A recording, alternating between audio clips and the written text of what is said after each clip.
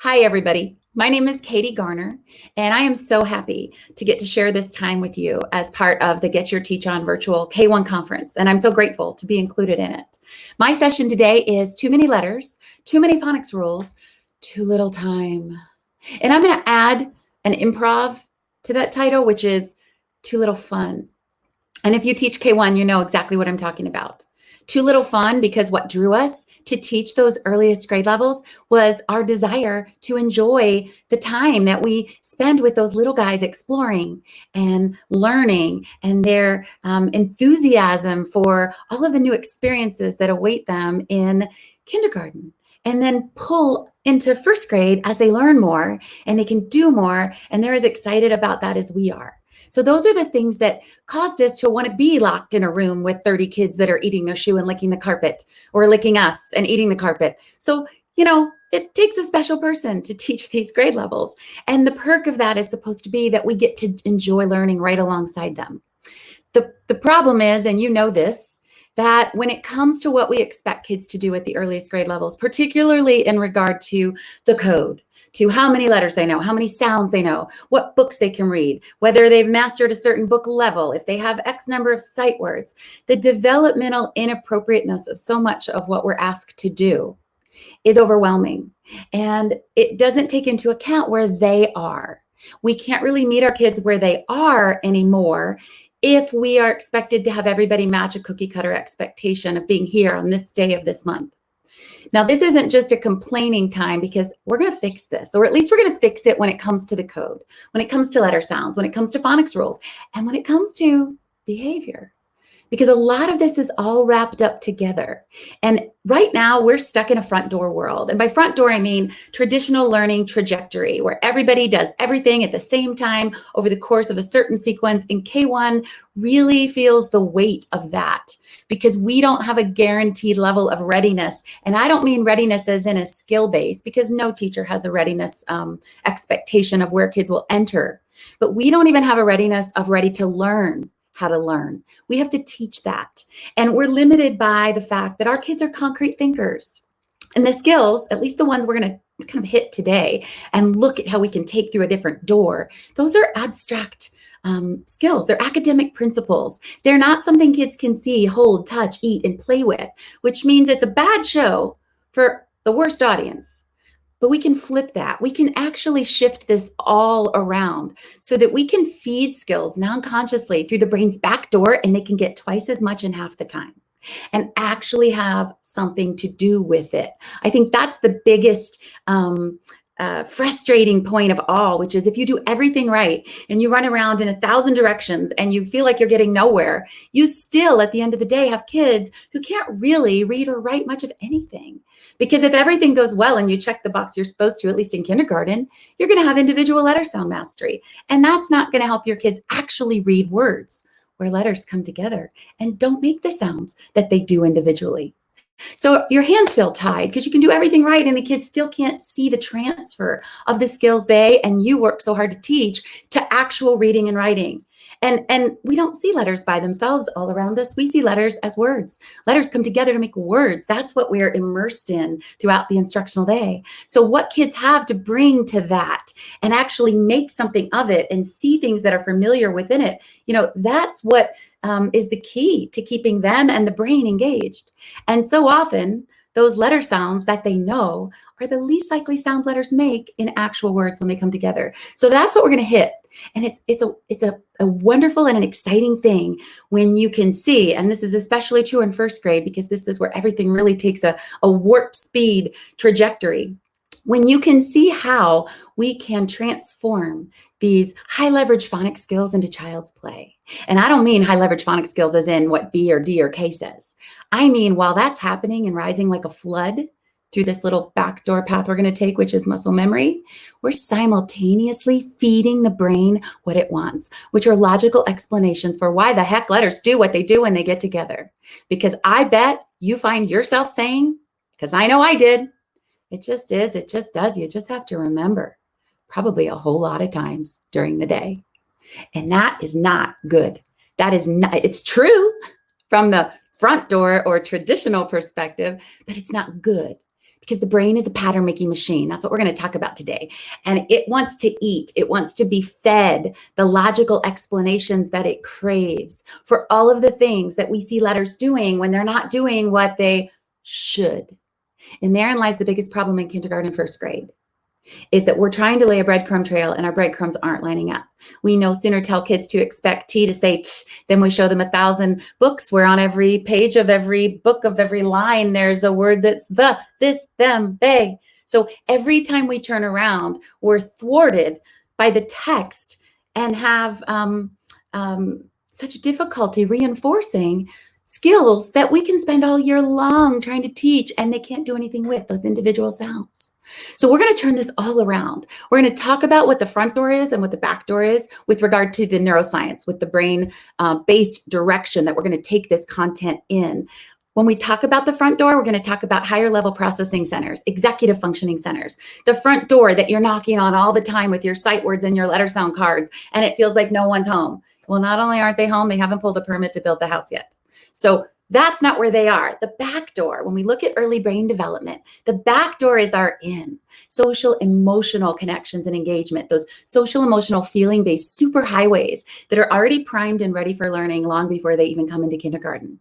How we can fast track these high leverage phonics skills on already built connections that learners already own and have deeply entrenched in their understanding and their experience. So this is where we can just turn upside down what we're doing and what's making it so difficult for us and for our kids, and bring the fun back into teaching at these early grade levels so we can really milk the time that we have with our kids and enjoy every single moment along the way. So this is where we're going to head. Before I get into things and show you where your download is, I did want to tell you that I am going to be doing a giveaway. You're going to see some examples of what you need to do. It's really simple, and it's actually a way for me to get more information to you as follow-up to this session, because there is a big download pack that you're going to hear about in the very next piece of this. But at the very end of this presentation, you're going to see a 4-day support kind of giveaway. And I wanted to do this in conjunction with what Deanna's doing, which I think is such an incredible gift to you and to us, which is having 30 days to access this. So you'll have a month to go back, rewatch, and take on in bite-sized pieces, not just this session, but all of the great sessions that you're going to have access to. So across those 30 days, there are 4 weeks. So each week you will be able to win something that will help support what you're actually going to be downloading and starting to do, hopefully tomorrow, with your remote lessons and what you're learning. So when you get to the very end of this, you'll see a little bit more detail on that, and it will also be in your handout download, and I'll be talking about where your big handout download pack is in just a few seconds. So all of these things that I'm talking about are part of what we're going to explore today as we really follow the science like a roadmap to fast track access to the code that kids need to make sense of what we're already doing every single day. And to do that, you're going to need some support. So you have a download link that is part of your handout packet that was uploaded with this session. That's a 1-page link. It is going to lead you to a digital version of this thing. And this is gigantic. It's about 65 plus pages. But what's really awesome about it is each page has multiple clickable links to let you dig deeper and go down rabbit holes. So it might be a link, for example, to like an anchor poster that you need that I talk about that you're going to want to print out, and then you're going to want to use it with your kids to toss out the exact same skill and have them instantly be able to use it to start reading and writing words that it's in. It might be to a video clip. In terms of these little clickable links. And the video clip might be something you can watch one more time before you jump in and try that with your kids. So all of the things that you will want to dig deeper into are part of this. And I'm going to show you in just a minute where you can access this aside from just the download link you got with your handout. That way, if down the road you want to grab it again and you can't quickly find this link, you know exactly where you can go to get it. So I'm going to be sharing where that is, but I just wanted to let you know this is kind of how meaty it is, and you'll be able to access through this the presentation. So if you go to the website that you'll see on the bottom right hand of your screen, it is www.thesecretstories.com. if you go to that website, you will see at the top of the main page different little windows. And the one you want to look for is workshops. Now, if you click on workshops in the drop-down menu, you're going to see session handout packet. Click on that. That's going to give you an option to either view this in a PDF viewer or to download it to your desktop, because that is a massive download. The graphics are huge. There are anchor posters that are embedded inside of it, part of what I'm going to be sharing and showing you today, because I really do want you to have what you need to jump in and start doing this with your kids. And so to do that, you need kind of like a sampler core piece. So all of that's in there, as well as all that I am presenting today in terms of these slides, including the embedded videos that are in them, because I think all of this comes together for you to really digest what's hopefully going to be a paradigm shift, where you see things from a different perspective and you notice these elephants in the room that are making your job a lot harder and a lot less fun. When you download this, you're going to see throughout this 50+ page kind of pack, these URL links. It could be a clickable link to a video clip where I get into something a little deeper and more detail. It could also be to a downloadable free pack that you can use to enact a strategy I'm going to talk about, or to a research base that will help you kind of get your bearings as to why you're doing what you're doing, so you can tweak it and make it your own and make it bigger, better, stronger, faster, and keep it aligned with actually what the brain science is that makes it work, so that you don't tweak it out of its effectiveness. Now, there's one thing I want to show you, and I was torn about this because it is not something I get to talk about in conference. It is something that I talk about if I do a full or a half day PD, and it is not typically something that in an hour and a half will fit. And because it's so self-explanatory, but yet it's so important, I wanted to really highlight it right now. Typically in kindergarten and first grade, the individual letter sounds can suck up an entire year, and that cannot happen. That can't happen. We don't have that time, and you can't do anything, as you're about to see, with individual letters and sounds. You also need the other piece of the puzzle, which is what letters do when they come together and don't do what they should. So it takes two to tango, and both of those things are what we're actually going to be hitting. So all of that to say, we got to knock out those individual letter sounds fast, super fast. We're talking 2 weeks to 2 months, finished, over, done. And you might be thinking, are you crazy? It takes me all year and then some to teach an L to some of my kids because they are asleep and licking the carpet until like January. True. And they're going to do that. As a matter of fact, when I say 2 weeks to 2 months, I mean pre-K also. And they're really licking their shoe and eating the carpet, and they are asleep until 11 o'clock. This pathway that we're going to take, this backdoor kind of shortcut for these skills, for this particular skill content, because this whole hour and a half, we're going to talk about cheating the brain. The first way we're going to do it is we're going to take a more reliable pathway, which is not the one we take traditionally, which is higher level executive processing. We're going to hit muscle memory. Muscle memory is a much more reliable common denominator among early grade learners who are half asleep and licking their shoe. So we can get every single letter and sound into their little heads. And I don't mean just like C says K, I mean it says K and S.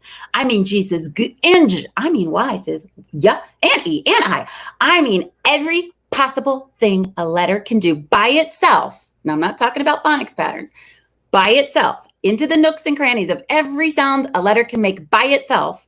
And they will have that in 2 weeks to 2 months, and in the most likely order. So for C, they'll say K and then S if the K didn't work. For G, they'll say G and then J if the G didn't work. Now, they won't know this, but this will be in their lips, tongue, and teeth. So it's all through muscle memory. It's called the better alphabet song, but it's not a song. There's one downside to songs, and that is kids go on autopilot. They have to sing the whole thing in order to find the piece in the middle that they need. And by the time they get to the end, they forgot what piece they were looking for, and they have to start all over, and it can drive their teachers insane. Songs are great, actually, but songs that are repetitive and always sung the same way are actually the second most effective. What we're going for is a different kind of song. So the better alphabet is not a song. It's not a song like you would think of. It's actually a lip, tongue, and teeth training. So all of that to say, you're going to have a clickable link that is the better alphabet song. It's going to be right on this slide. You're going to be able to click it. You're going to be able to watch me show you exactly how to do it in a video like this, but it's not going to take up more than maybe 5 minutes. And then you're going to be able to jump in and start doing it. And within 2 weeks, half your class will be done with the individual letters and sounds. The stragglers, and by straggler, I mean big speech and language deficit and ELL combined are 2 months potentially in terms of how long it takes. But you're not looking for mastery. What you're looking for is a little more than yesterday, a little more than last week, a few more sounds than they had the week before. Every piece of the code empowers kids more and more and more and more. So that's all we're trying to do is fast track access, give them more sooner in a completely developmentally and appropriate play-based way. So that is a lot to share, but the Better Alphabet song, remember it's zeroed into your brain. That's something you're going to want to have, use, do, because that's going to be the underlying track that's going to play underneath everything that we're going to talk about. Because everything else we're going to talk about starting right now happens simultaneously to the Better Alphabet ingraining itself into those lips, tongue, and teeth motor networks. So remember, they can lick their shoe, eat their carpet, and still capture every possible thing a letter can say. And that paired with what we're doing is going to change your life and their life at those earliest grade levels. So here we go. This, by the way, is the slide that says a little bit more about what I was talking about. I'm going to skip over it, but it just gives you one little more hint of what you'll see when you click on those clickable links that are about the Better Alphabet. And basically what we're doing, and we're going to be doing this all day long. Well, not all day long, all session long. We're cheating the brain. We're looking for better paths, shorter paths, quicker paths, more streamlined pathways. And we're going to find them in this earlier developing center of the brain, which is this back door. The first one is that muscle memory, and we're bypassing all that higher level processing that may or may not be developed yet. Chances are, and I'll say this one last thing, if you are spending all year trying to teach a K, you are really effectively knocking on a door, and not only is no one home, there's no door. Like if you're trying to break your way through the higher level processing center for early grade concrete learners, you are knocking on a door that not only hasn't been built, that kid maybe hasn't even pulled a permit for the house they might build one day that will eventually have a door. So if you want to find them, you got to head around back and meet them where they are, because that's where you're going to capture them. And that's the focus of everything we're going to talk about from this point forward. Now, to really get us into the shoes of our kids, what I want to do is a little activity with you. And I will tell you right now, it works so much better if you had a group. So if there were a group of you together, it would be ideal. But for right now, it's going to work. We're going to do this because this is the best way for you to kind of wake up to the elephant that is blocking everything you're trying to do every single day of the school year in kinder and first grade. So we're going to pretend that we have an imaginary friend group. This is always fun to do. We're going to pretend that you have 3 of your best teacher friends sitting with you. So I want you, with your imaginary friends, to pick who's going to do the writing. Now, clearly, since you have imaginary friends with you, the odds are likely you're going to need to do the writing or this isn't going to work. So you right now volunteer in your group to do the writing. And when you volunteer to do the writing, please don't just do all this in your head. Like, your friends are imaginary, but this activity cannot be. For you to really make the paradigm shift and have a different perspective than the one you've got, so that you're ready to collect and take in everything that we're going to be talking about, you have to actually do this physically. So please, please, please go grab a pencil, grab a piece of paper. Don't just imagine that you're grabbing a pencil and a paper. Your friends imagine pencil, paper, real. So have those in front of you. Here we go. Now you can look up at your imaginary friends, but you have a real piece of paper and a real pencil. And here's what we're going to do. On your paper, make an outline of a brain. And I don't mean draw a brain. I mean, make a lumpy looking circle similar to the shape of the one that you see in that slide. So just takes you 3 seconds, just a little kind of thing like that. As soon as you're done, smile up here at me and make all your imaginary friends smile too, so I can see each group as they're finished. We're going to just really milk this imaginary scenario. Remember though, you're really drawing this. If you don't do it right now, and I know there's someone out there that's not doing it, you will not have the same clarity of perspective that the rest of us do. So please do this so that you can, this is part of the brain science that we actually understand, which is feeling-based connections. The best way to anchor readiness for a completely shift in your thinking is to actually identify with the perspective of that thinking. Meaning it's hard for us to see other people's perspectives from our perspective. So you've got to get into the shoes of your kids if you're going to see this from the bottom up and not view it as we traditionally do from the top down. So just one more lecture for those lone holdouts who still don't have their pencil and paper. But for everybody that really followed directions well, and you have your pencil and paper and you've been enjoying conversations with your imaginary friends, we are going to move on. And the next thing we're going to do is we are going to pick 10 letters, and this is a group decision. So share with your imaginary friends which letters you think versus them. Pick 10, any 10 you want, stick them inside your brain. So scatter them throughout the brain, wherever you want to put them. Any 10 letters, group decision. I'll give you about 5 seconds to discuss it, and then pick your 10 letters.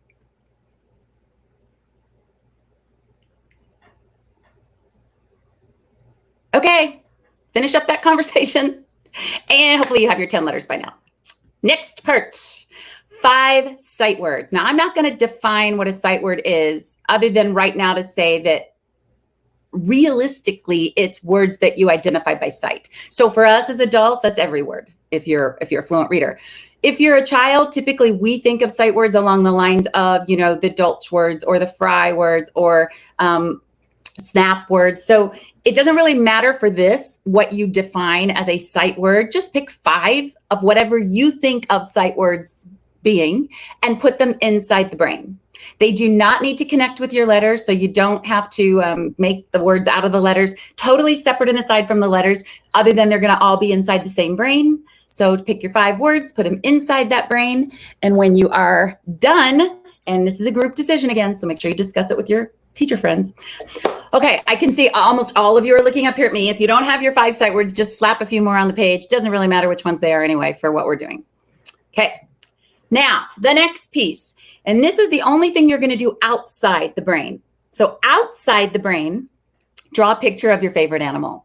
Now, this is where you really do need to take into consideration your friends and their perspective on what animals they like the best, because this has to be a consensus.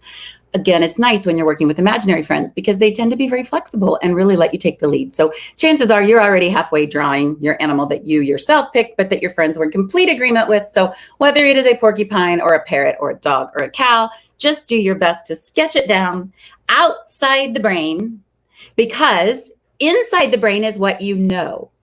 That's what you know. The animal that you just drew is what you like.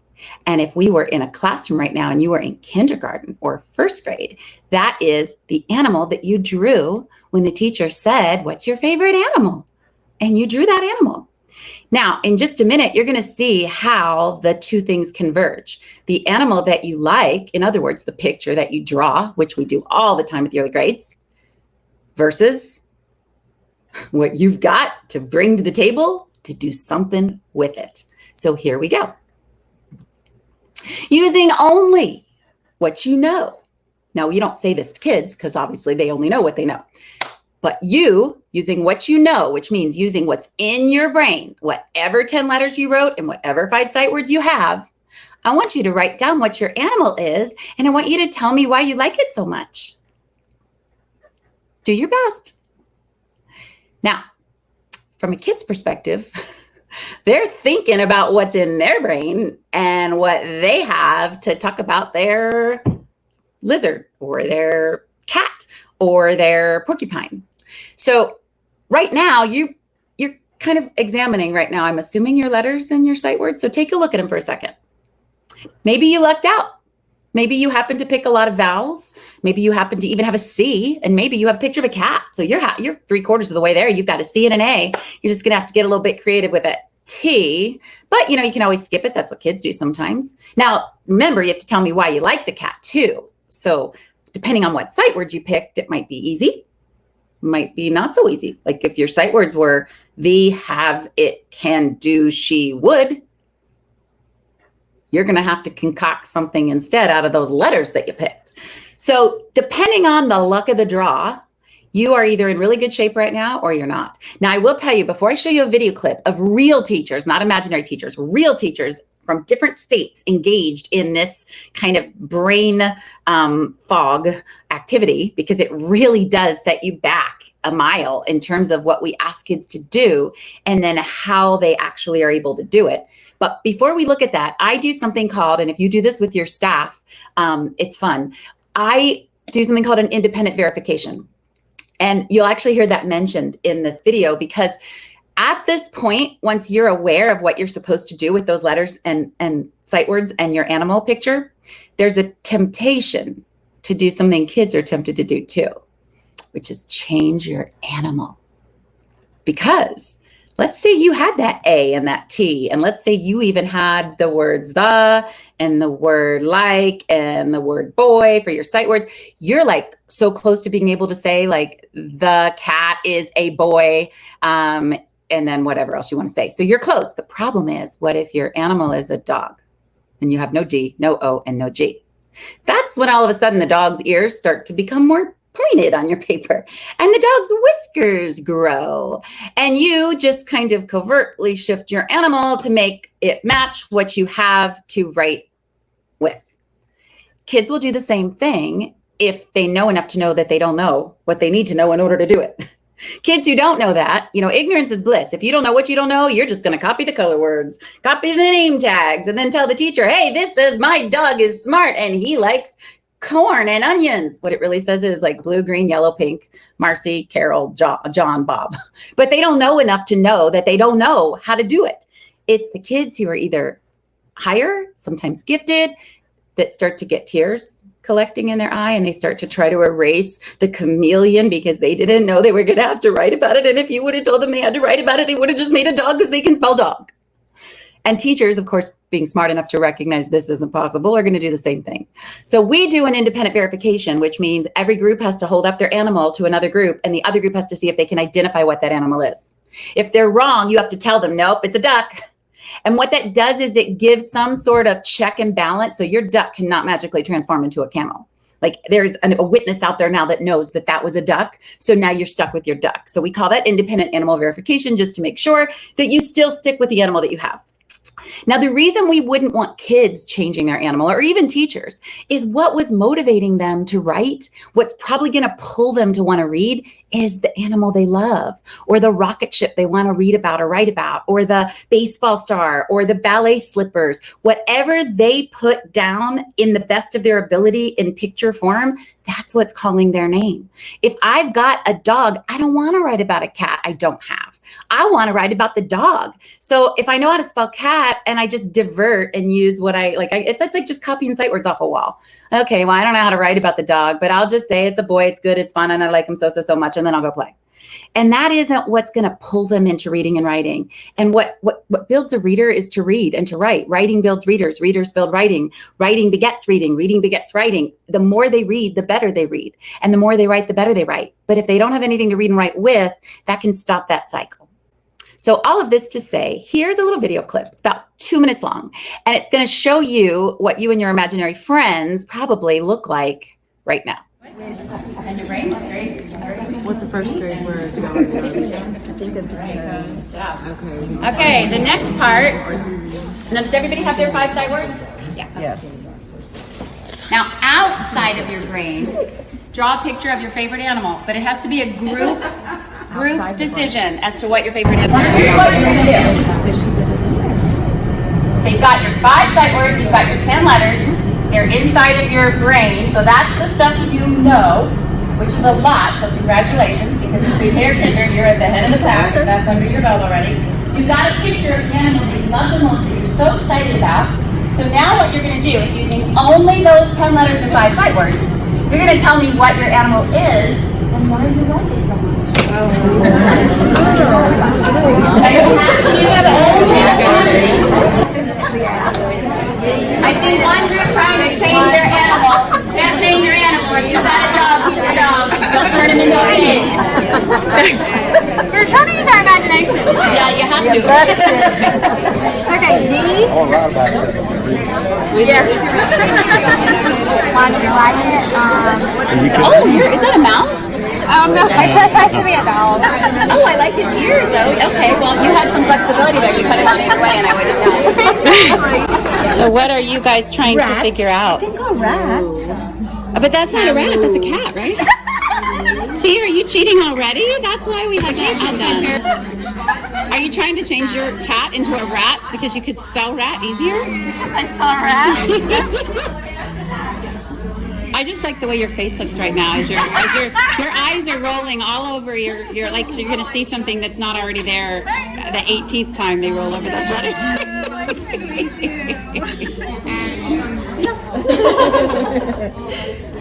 This Spot rum to me. He brings rum to you. Wow. Got him well trained. Is that a college trick he picked up? It's right. Is that what he keeps in that little? Now, I love that. What would go at the very end of that? A period. A period. Very good. And then I'm going to ask you to tell me what Spot is. Can you tell me what kind of an animal he is? Not using newsletters. You mean you don't know how to write? Well, tell me first of all, what is he? A dog. A dog. So do you know how to spell the word dog? And keep in mind, that's what you know. Nope. Nope, you don't. Can you try? Sure. How? B-O-V.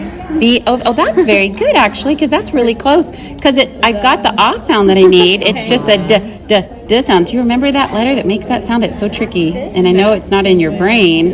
That would be a D. That would be the first one. Okay. So if you put a D-O, and we'll talk about the letter that you need at the end in just a bit.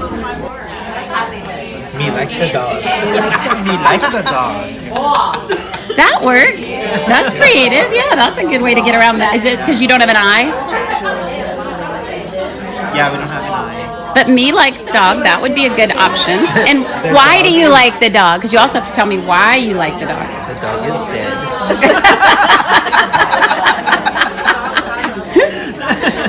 Do you have letters to make? You do have letters to make dead. Okay, that would work. I guess that would be sad, and I'll refer you to the counselor. But I guess you could do that. The dog is dead. You said me like the dog. The dog is dead. The sad dog. The sad dog is lost. The sad dog is lost. That's gonna be tricky. Well, you know what? Just do what you can. Just write what you can.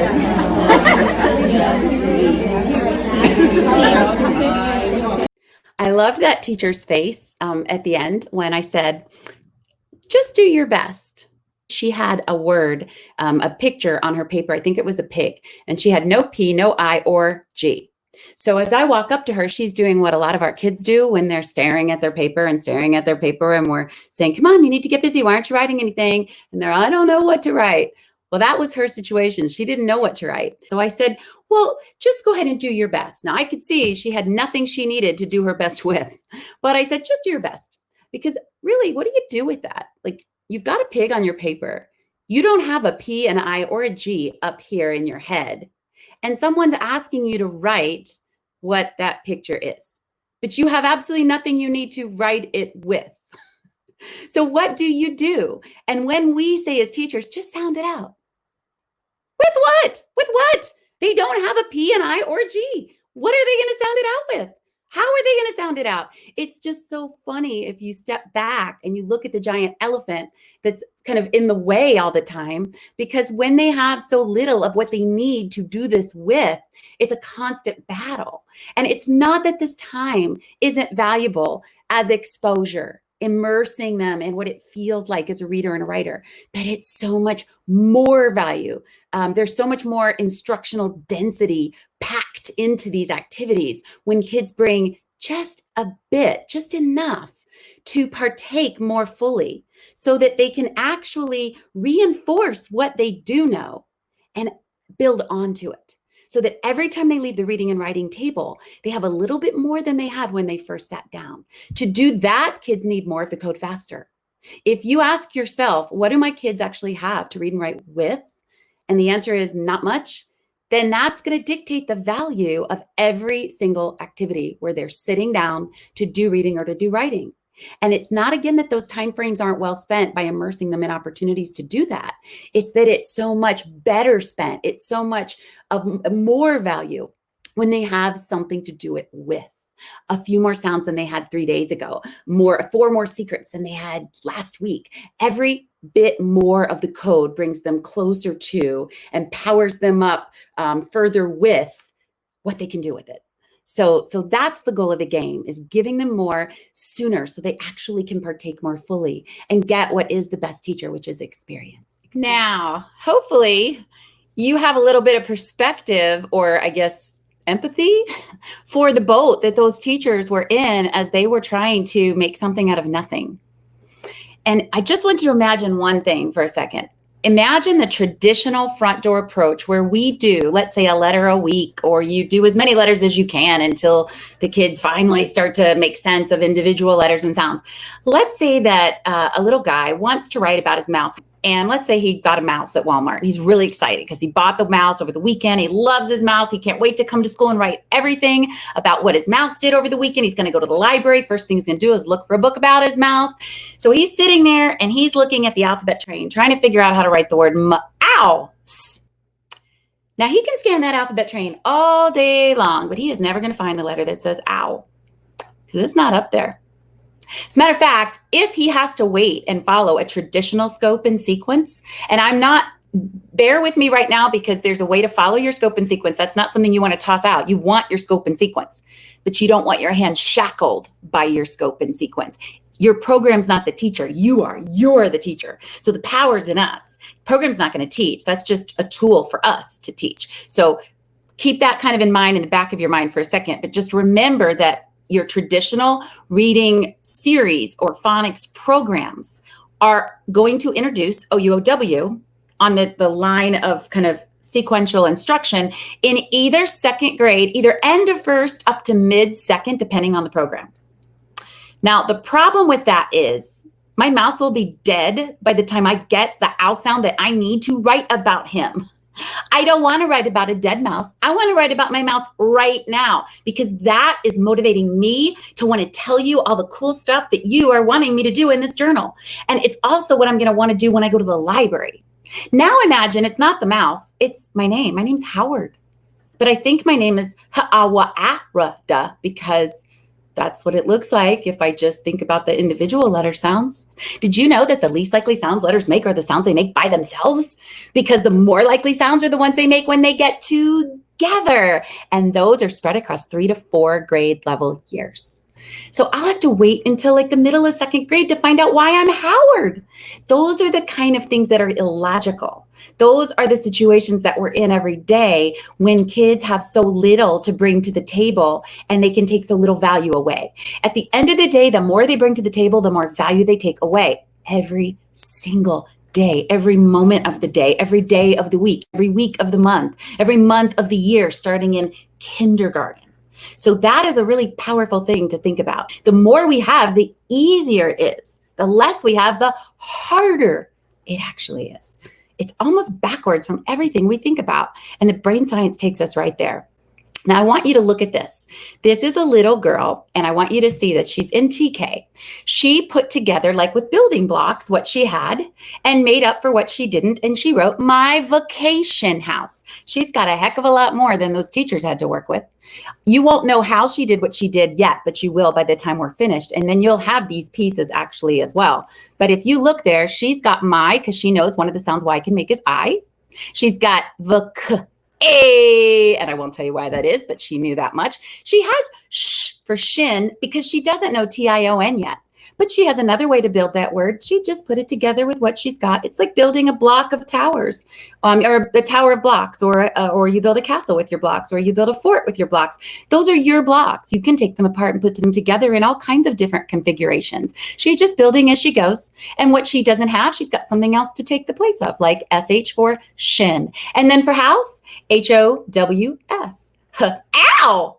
So unlike the little guy that maybe doesn't know the ow sound, and I'm going to go ahead and show you this just for fun. OU and OW, they play really rough, and someone always gets hurt and says, ow! And that's how she knew to pick one. And she did, and she picked the wrong one. But it shows us as a reader, she's powered up to crack a whole bunch of words, and she could read the word house. And by reading the word house, she'll be able to remember which one looks right to spell it. Right now, she has no text experience in kindergarten, so it's a crapshoot. She just picked one. But here's something important. There's a little superhero O, which we're going to talk about in a minute. He's flying over OW. That's because he's their all-time favorite superhero ever. And if he ever flies by, they will stop dead in their tracks and they'll go, oh. That's so important that kids have that fallback or default sound, because there are words like glow, flow, blow. Kids need to know, what do I try if ow doesn't work? So the fun thing is these are not rule breakers. These are just the pieces of the code that the poor kids at the early grade levels aren't ever allowed to get. And so they have to memorize everything they can't read, which is the most developmentally horrible thing that there is, to have kids memorizing words when they could just crack them and use that to think at that higher level, to build those higher level processing centers. So that's where we're going to head. I also want to say one more thing about the individual letters. Individual letters are like kids. They behave great when they can't get a hold of each other. You know how when kids are sitting like at their seats and they're spread apart, or maybe if they're on the rug, like they have little squares if you're in pre-K, or there's like 6 inches between them, the letters are the same way. When they're up on your alphabet train and they're spread apart by like 4 or 5 inches each, they do a beautiful job because they can't get a hold of each other. The problem is when they get together. And like kids, when they get together, entirely new behaviors emerge. And that's when letters come together and they don't do what they should. But what are words other than letters coming together? We don't explore letters in a vacuum all day long. We're not looking at letters by themselves. Our opportunities to deepen ownership and use are coming at us at lightning speed all across our day, but in forms of words, where letters are coming together and they're making completely different sounds than the ones we're harping on every single day in kindergarten and then into first grade. And that's a real problem because it means we're not harvesting the value of all the time spent trying to reinforce this in text that's everywhere, because you can't reinforce what's not happening. Does that make sense? It will, I promise, as we get going. But hopefully it did a little bit, because herein lies the gap between what we know about the brain and how we teach kids to read. We don't teach kids to read based on what we know about the brain. We actually take a brain antagonistic approach. Now, what I mean by that is, who says that T is more or less important than TH? We teach it first because we think, well, T's easier. I actually had a teacher say on Instagram, oh, yeah, we love the secret stories. We use the secret stories, but I don't start telling them until February because we do an intensive individual letter sound study first. Now, I would argue that you can't intensively study a T without knowing about a TH, because you'll be thwarted every time you see a T. Every time you see a T, you're going to see it doing something that isn't what it's supposed to. You're going to be looking at words like the, this, them, they, those. I mean, every other word on every single page of every book you see, T is together with another letter. So if all you know or all you have is that one piece of the puzzle, then you have no way to understand any other part of the puzzle. So you're basically having to unreinforce the skill you're working so hard to teach intensively. The best way to understand something is to understand it from all these different angles. So here's what I would say. Kids can keep track easily of kids that aren't allowed to sit together. Like, they all know they can't sit together. They'll hit each other or they'll spit at each other. They cuss. They know this. This is just like, they know it. They know it. As soon as they walk in the door, they can tell the substitute more than they ever wanted to know about which kids do what behaviors. Well, these two letters, they're not supposed to sit together ever. They're never, ever, ever allowed together, but they don't listen any better than you two do. How many times have I split you up today? Yeah, split apart right now. They can't sit together because when they get together, what they do is they stick their tongues out and go, and that's the sound they make, which is why they're not allowed to be together. But guess what? We look at any book, we look at any page, we look at every line. Guess who we see? Side by side, always where they're not supposed to be, doing what they're not supposed to do. Now, there's not a kid in a pre-K class who couldn't look at that and go, or who you couldn't say to and they couldn't identify the culprit that does it. So why wait? Why wait? Why would we wait? Like, that doesn't make sense. Why would we wait? It's easier than the T. The individual letters and sounds are going to take 2 weeks to 2 months, because that's going to go through muscle memory. That's not there. I haven't really told you what a secret per se is, but a secret's when letters get together and they don't do what they should. So when they do what they should, hallelujah. Like, we don't need a secret when T says T, because that just means all's right with the world. It doesn't make it easy to teach though. So muscle memory knocks out individual letters and sounds, but you can teach the things that are supposed to be hard instantly. And then the readiness that comes with application is okay to happen as kids start to wake up and smell the coffee, which they're going to get to because you're brewing pots everywhere you go.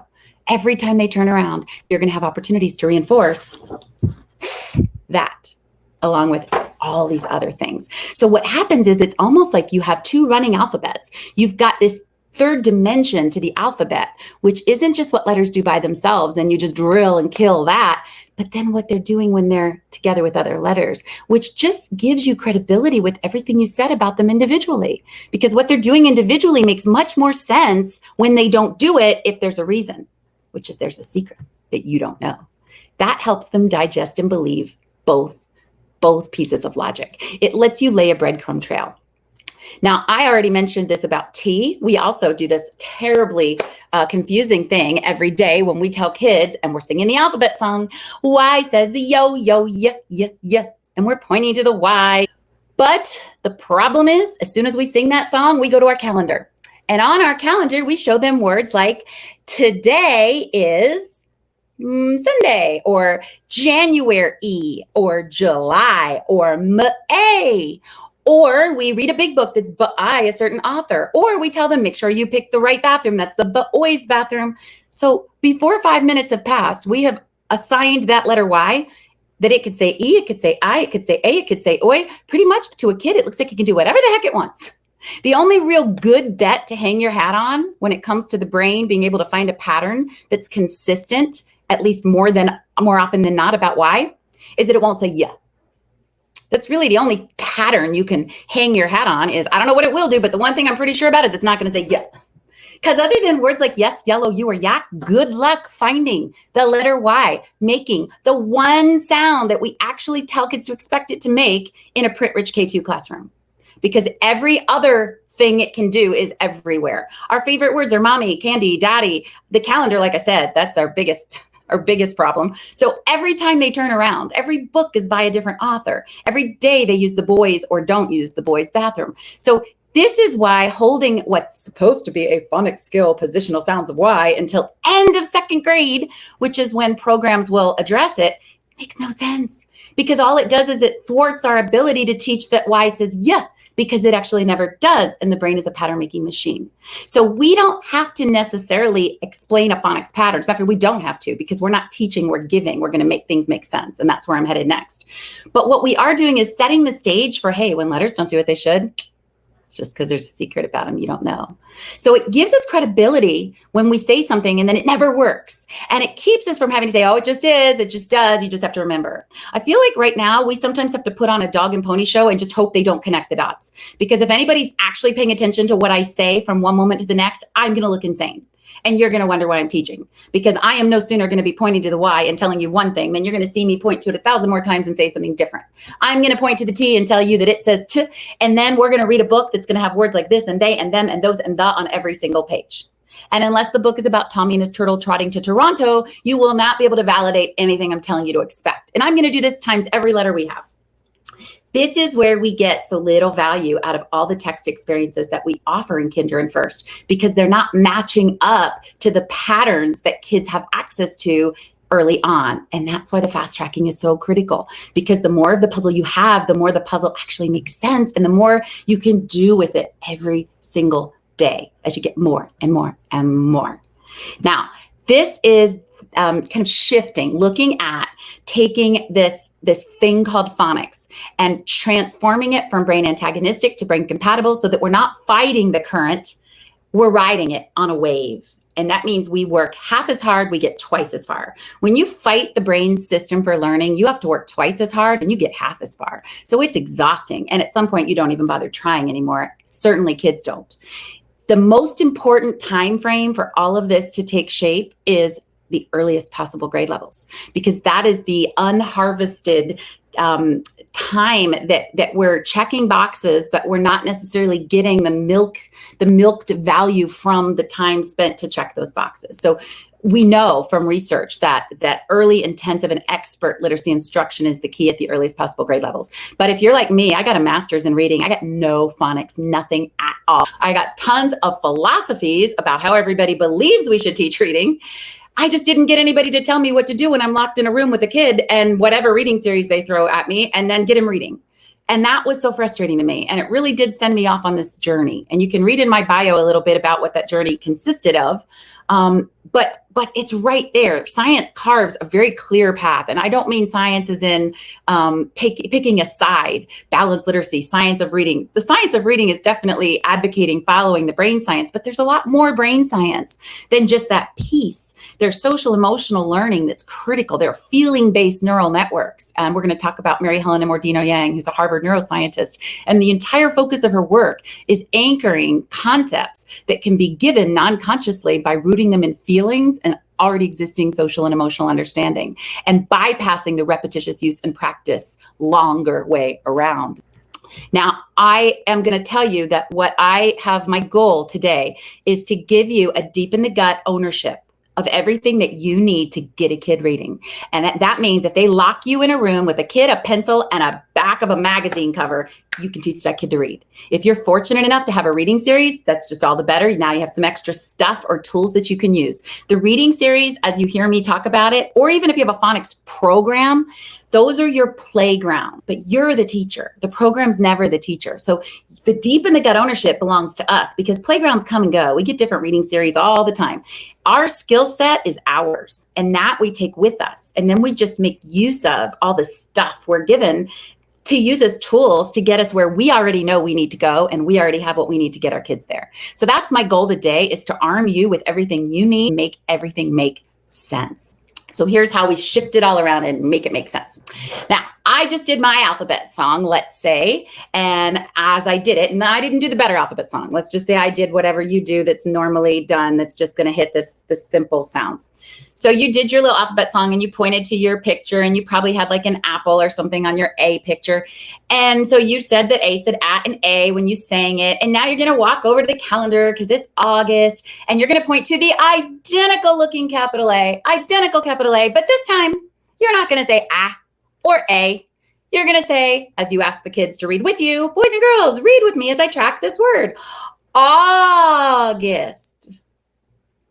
Now, if anybody's actually paying attention, that makes no sense. That makes no sense at all, because that capital A looks exactly like the one over there, except over there, when you pointed to it, you said or A. And now you're pointing to it and you're saying and if memory serves, I think there was another letter in the alphabet that actually said and that ain't it. So you're like the scarecrow from the Wizard of Oz doing this.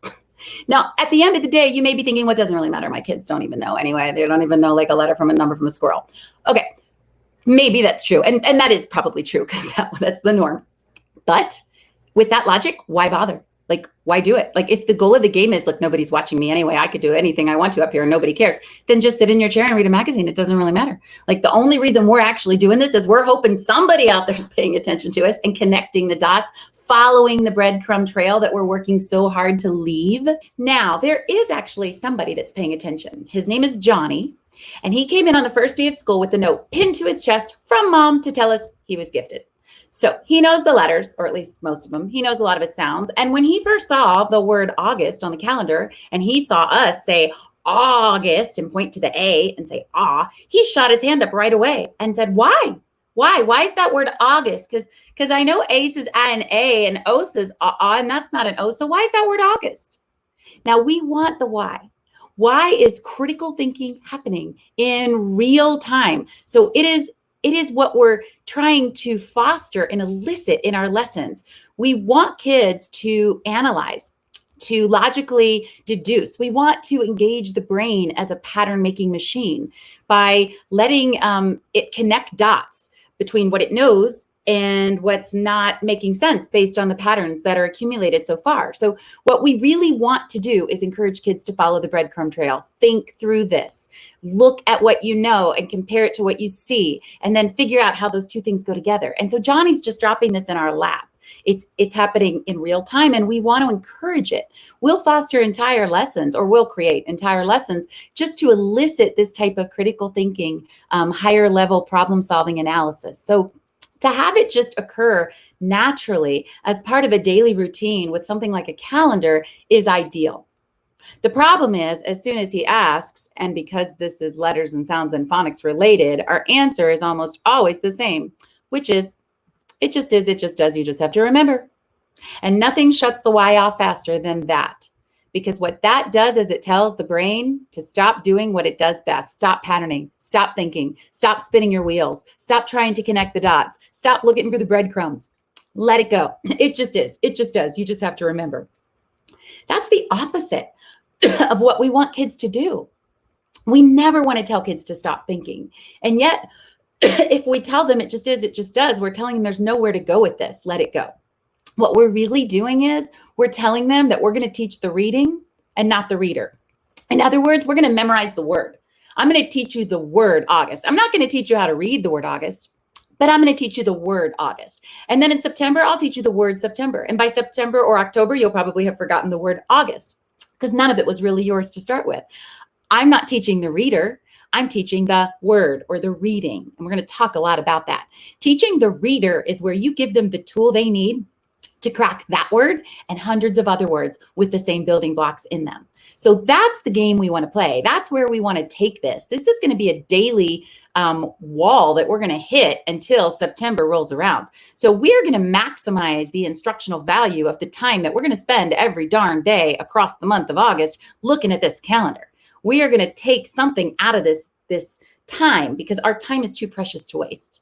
So here's how we're going to turn this entire thing around from front door to back door. In the front door world, in the traditional world, there is no logical explanation to give when kids ask why letters do what they do or why they make the sounds that they make. There are phonics rules, but phonics rules have no inherent personal meaning. In other words, it's an organizational structure. The rule about K is that it says K. If you ask why, it's because it does. It just is, it just does. And you just have to remember that's a K and it says K. So that's not the kind of logical explanation that the brain inherently craves. We want to feed the brain in a way that makes sense based on what kids already understand and know to be true. And that requires using some of Einstein's logic. And there's a great quote by Einstein that is similar to what I'm about to say. If the facts don't fit the theory, sometimes it's easier to change the facts. So if the fact is that there is no logical explanation that's meaningful to give kids about why letters do what they do, well, now there is. Now there are. Now there are perfectly logical explanations to give. It's just that they're secrets. Yeah, see, Johnny, there's a reason you can't read this word. It's because there's a grown-up reading and writing secret in this word. And that's why it looks like it's August and it's not working because you don't know the secret. See, there are secrets in a lot of words. Anytime you see a word where letters aren't doing what they should, it's because there's a grown-up reading secret in it. The problem is these are big secrets. And I've got to be careful because if I tell you a secret that's too big for you to hear, your brain could explode.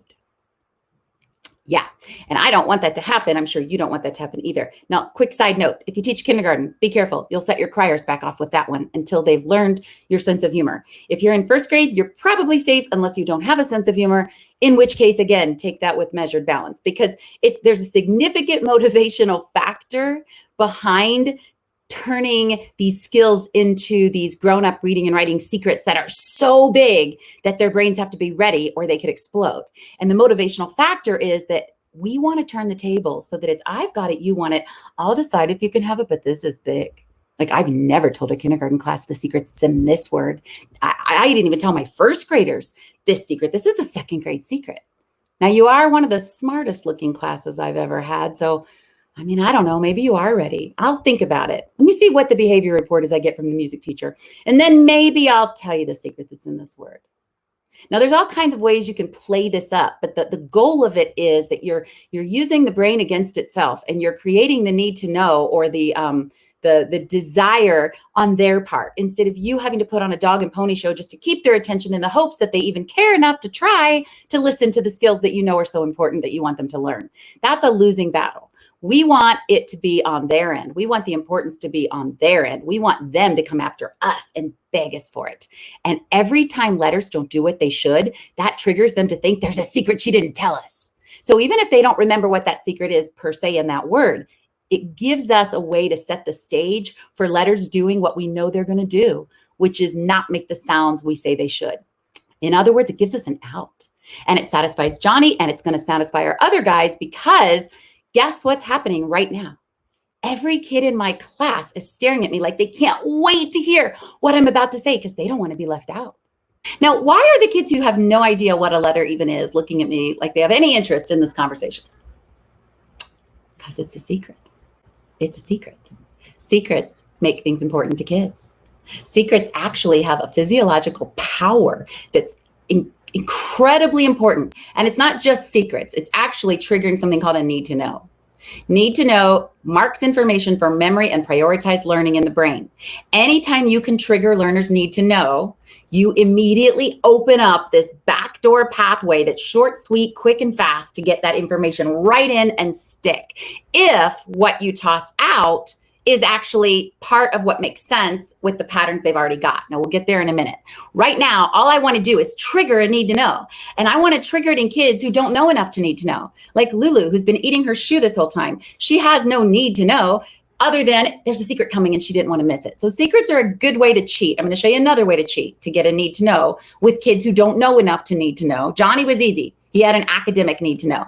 Other kids could be all over the map in that regard. Bottom line is, if I say something, I want to get some value out of it. I don't want to say it 45 times. I want it to have the best chance to stick. So if I can trigger a need to know, what I do is I actually create a slight pulse rise, an adrenaline hike. It's imperceptible. It's not like your kids just jump off the wall, but it's enough to act as a memory fixant and give that information a stronger anchor.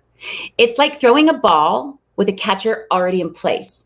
If you toss out information that nobody wants, nobody asked for, and nobody cares, it's like throwing a ball to an empty field.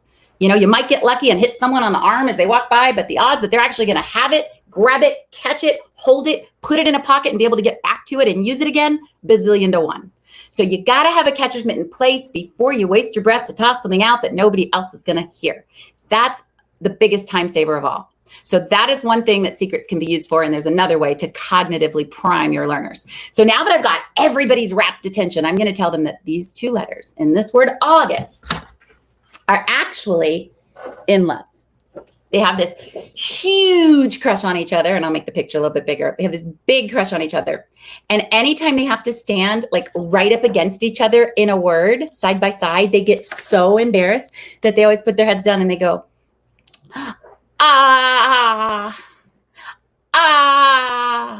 and that's the sound they make, guys. Now you're going to have this poster in your pack.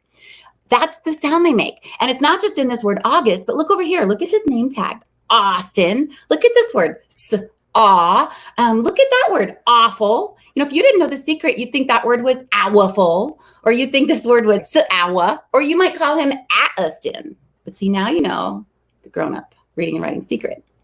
Now that lets Johny do something interesting. It lets Johny take, and this slide goes with what I just said. So you're teaching the reader, not the reading. When I went through all those words, I don't have to teach those words. I don't have to teach you the word August. I'm giving you a tool, a building block to crack hundreds of words. Any word, even spaghetti sauce on the lunchroom menu. I'm teaching the reader, not the reading. Teaching the reading is where every day I come in and do a dog and pony show where I sing the alphabet and then I tell you that word's August. And I hope and pray that by the end of August, I have taught you that word August. And then when September comes, I am fully aware that you will probably forget that that word is August. So teaching the reader means I'm giving you a tool that you can use to crack August and 1,000 other words. And I'm going to be looking for them today too. And so are you. We're all going to be looking to spot these secrets everywhere they are in text. The more you have, the more you spot, the more you can put together words that then you know. So that's the cycle that we're hitting. But what I was about to say is Johny, when you tell him that secret, he's going to give you a big brain burp. He's going to go, oh. And that's what we want, because that means we connected the dots. He was able to connect the patterns he already had with something that we just said that fit perfectly together with it. He created an if not, then this. That's the brain system for learning. Here's what it should look like. If it doesn't, here's why. It's a default system. And that is my alarm to let me know where I stand on time. So all of this to say we want that pattern making machine fed with every piece of our instruction, and we want those connecting moments. You don't have to memorize what just makes sense. So this is a huge time saver. Now, here's the trick though. Johnny's not the important person, it's Lulu. And the best example of Lulu was I did a PD for a school district. And at this PD, I had a full day. It was in the summer. I had K2 teachers in the morning, 3-5 in the afternoon. This was the daughter of the 3-5 teacher group. And she was beautifully behaved. She sat on her mother's phone the entire day. I guess they didn't have a sitter. She had just turned 4 and she played on her mom's phone. So she was doing this. Now, she looked up one time and it was when I said that these two letters were in love. And I said, ah, and she did this. She looked up at her phone and she went. And then she kind of looked at me and then she looked me up and down. She even got out of her seat a little to double check. And the reason she did is she had a need to know. Her need to know is she having a stroke? Did she just fall over? Will the ambulance be coming? Is something really cool and fun going to happen right now? So her need to know came from or was triggered by something novel, something unusual, out of the ordinary, unexpected. In this case, it was a vocal inflection with me going, ah. It was a quick change body gesture that caught the corner of her eye. And all of that triggered her attention gave me this higher level, focused, concentrated, heightened state of alert. Remember we said marking information for memory and prioritize learning in the brain if we can trigger the need to know. So I got that state of alert for about 5.5 seconds. That's how long she studied me to account for her need to know, which is what the heck's going on. During that time frame, I said something that made sense to her, which is that these letters are in love. And what I did to depict that also connected with what would make sense if you were in love. Now, the reason all that's important is what happened next. I went up to this little girl after a break. So it was about an hour later. We took a break. We came back. I went to this little girl and I said, could you tell me what these letters say? And her mom said, she just turned 4. She doesn't know any letters. Like she's an early birthday. So this is just an experiment. Can you tell me what these letters say? And the little girl went, ah. Now, that's not reading yet, but that's seeing a symbol, sound pops out of her mouth. And she did it exactly like that. Same head tilt I had, same vocal inflection. She even put her little arms together and wiggled. Ah, she's not ready to plug that into read yet, but that's something upper grade struggling kids can't do. They can't just see a symbol and have a sound instantly pop off their tongue. You have to practice that every day for a week and then hope the next week they don't forget it when you teach them the next one. So it's fascinating that I wasn't trying to teach. She wasn't trying to learn. She just looked up at the perfectly wrong or right moment, however you want to look at it. And she got stuck with this information. It just got stuck in her head. And she's got what is the stepping stone to what a reader will need, which is see a symbol, sound pops out of your mouth. Now, at the end of the workshop, I did a little experiment. I put about 10 posters like this with these secrets on them on a wall, on a board. And I went to the little girl and I reversed it. And I said, could you go point to the letters that go, ah? And she was able to take the sound and identify the culprit that makes it. That's a stepping stone to what will become writing or spelling or encoding, which is here's the sound I need. What symbol can I use to put it down on paper? So she's got the two hardest parts of both reading and writing already there. She just doesn't have a place to plug them in yet. But if she were in my class, I'd be modeling the heck out of this key all day long because that's what this is. It's a key. And it's going to get me through a lot of doors. The reason that I taught it was the first door, which is that every darn day it's August. And every darn day I have to follow my alphabet train song up with the calendar time. And I am faced with this door that is August that we have to unlock. And hopefully unlock it in a way that doesn't lose all credibility with what I just did over here. So I am going to be using the heck out of this key. I'm also going to use this key if we read the book, Alexander and the Terrible, Awful, Horrible, No Good Day. Or if we go to the cafeteria and it's spaghetti sauce that we're going to have or not on our spaghetti. There's 1,000 times that I will be able to use this key. If school did not start in August, I wouldn't use this key first. Actually, you know what I would do? If school started in September, I'd teach this one. Because ER, IR, and UR are terrible, awful, horrible, no good drivers. They always slam on the brakes and go, ah! But this is the only part of the word September that won't make sense with the individual letter sounds. So if I'm teaching the individual letter sounds, which means there's my breadcrumb trail, I'm expecting them to make the sounds those individual letters make. So when I get up and look at the word September, I can't go September. I need to go September. And if I'm going to say I've got a big hole in my breadcrumb trail. And the brain is a pattern making machine. So you want to keep that fluidity going on in your instruction. Keep it fluid, which means they need to know there's a secret. And it just gives you this perfect opportunity every time, even if you decide not to tell them the secret yet, because maybe their behavior wasn't so hot at lunchtime. You can hold secrets back, but it lets them have a way to account for the discrepancies in a way that's easily accessible and then that you can use every other opportunity you have, and so can they. And what this lets you do is maximize the value of every word that's everywhere. Text abounds. The question is, what do our kids at the earliest grade levels have to do with it? Do they have anything to make sense of it with? The more building blocks they have, the more familiar things they're going to see, the more they can start testing out those processes. And it just fires up your entire day because the letter sounds are powered up by secrets and secrets are powered up by individual letters and sounds. It takes both to tango. Now, I'm going to skip this part because of time, but basically back door, front door, you'll see a lot of issues, a lot of landmines that can block learners' paths when we're teaching things along a traditional trajectory. So when we tell kids letters and sounds just have to do this, or it just does, or it just is, or you have to remember, as opposed to giving them a way to connect with it. And it's not just giving them a little story or a little trick. It's not that at all. There's a whole nother level of power that we're going to look at as to going with what they know, using what they already understand, taking advantage of existing patterns of understanding to connect with content they've never seen before. So this gets us into what some of the pitfalls are with our speech and language delay kids, with our ELL kids, with kids who struggle with dyslexia, or kids who struggle with things that tend to mirror dyslexia, because oftentimes not connecting the dots in the way that we know with regard to brain development and the process of learning can manifest as something very similar to organic dyslexia. Now, here's how this happened. Here's how that 4-year-old was able to instantly give me back the sound when I showed her the symbol, or the symbol when I showed her the sound. So this is what she did. Her brain development is back to front. So the brain develops back to front. By back to front, the earlier developing area of the brain that we're talking about is the social emotional systems, the feeling-based networks. So that is the area of the brain that we're actually tapping with this. The higher level executive processing center is what you see toward the front. It is the part of the brain that's going to connect these as sounds with symbols and then identify additional letters that come into play as a sequence that then creates what's called a phonics pattern. And then they have to segment words in order to hear the sound. When that little girl gave me back that sound, she wasn't thinking lip position, tongue position, mouth shape sounds like. She was feeling a feeling, and the feeling created the sound. Ah, that's all she did. She just felt the feeling, and then the sound came out.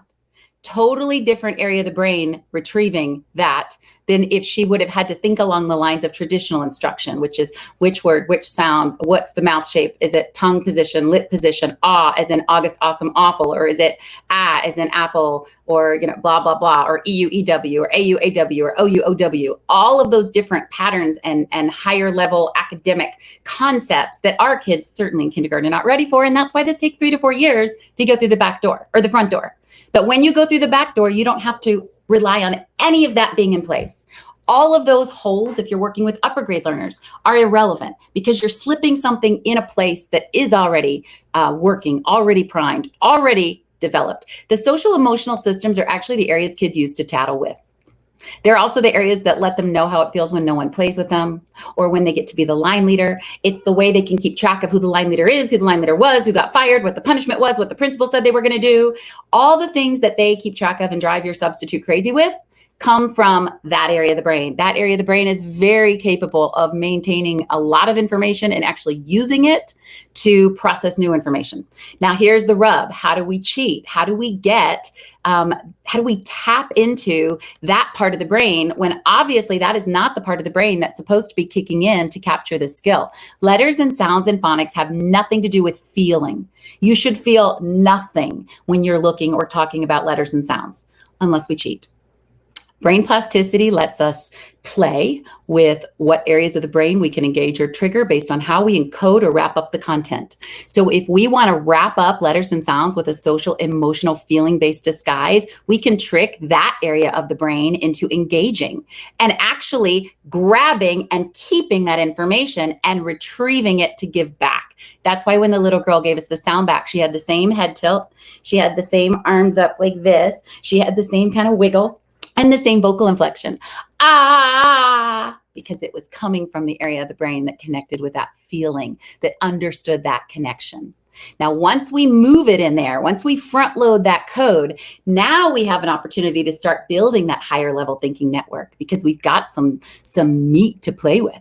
We've got some opportunities now to bait the brain by pointing out things when we spot secrets. I spotted a secret in our math direction. Does anybody see that? Or I spotted the word paw. I see a secret in the title of our book that we're reading right now, because this is my key to unlock that door and thousands of other doors. So that's where you have flexibility in who does what when, because you're so far ahead of the game. There's no worry. There's no pressure. Developmentally, they can wake up and smell the coffee whenever they darn well please. It's like a buffet, and you're just laying these things out on a buffet in case you need them. Cake's over there. If you have a hankering for it, go for it. If you want some salad, it's over there. Maybe you want some steak and some chicken. It's all here. Grab what you need. All I know for sure is you're going to need it because we're going to see it. It's going to be everywhere. Regardless of whether we teach kindergarten or not, these letters come together in words that we have to actually read. Now, we don't usually read them. What we do is memorize them. The word the word how, the word saw, the word she, the word are, the word were. We are reading words that have phonics patterns in them that we're not going to teach for 2 more years. And we're not even going to teach them. Second grade teacher's going to teach them. But we have to read them. We're stuck holding the bag, trying to read words that we don't have skills to decode.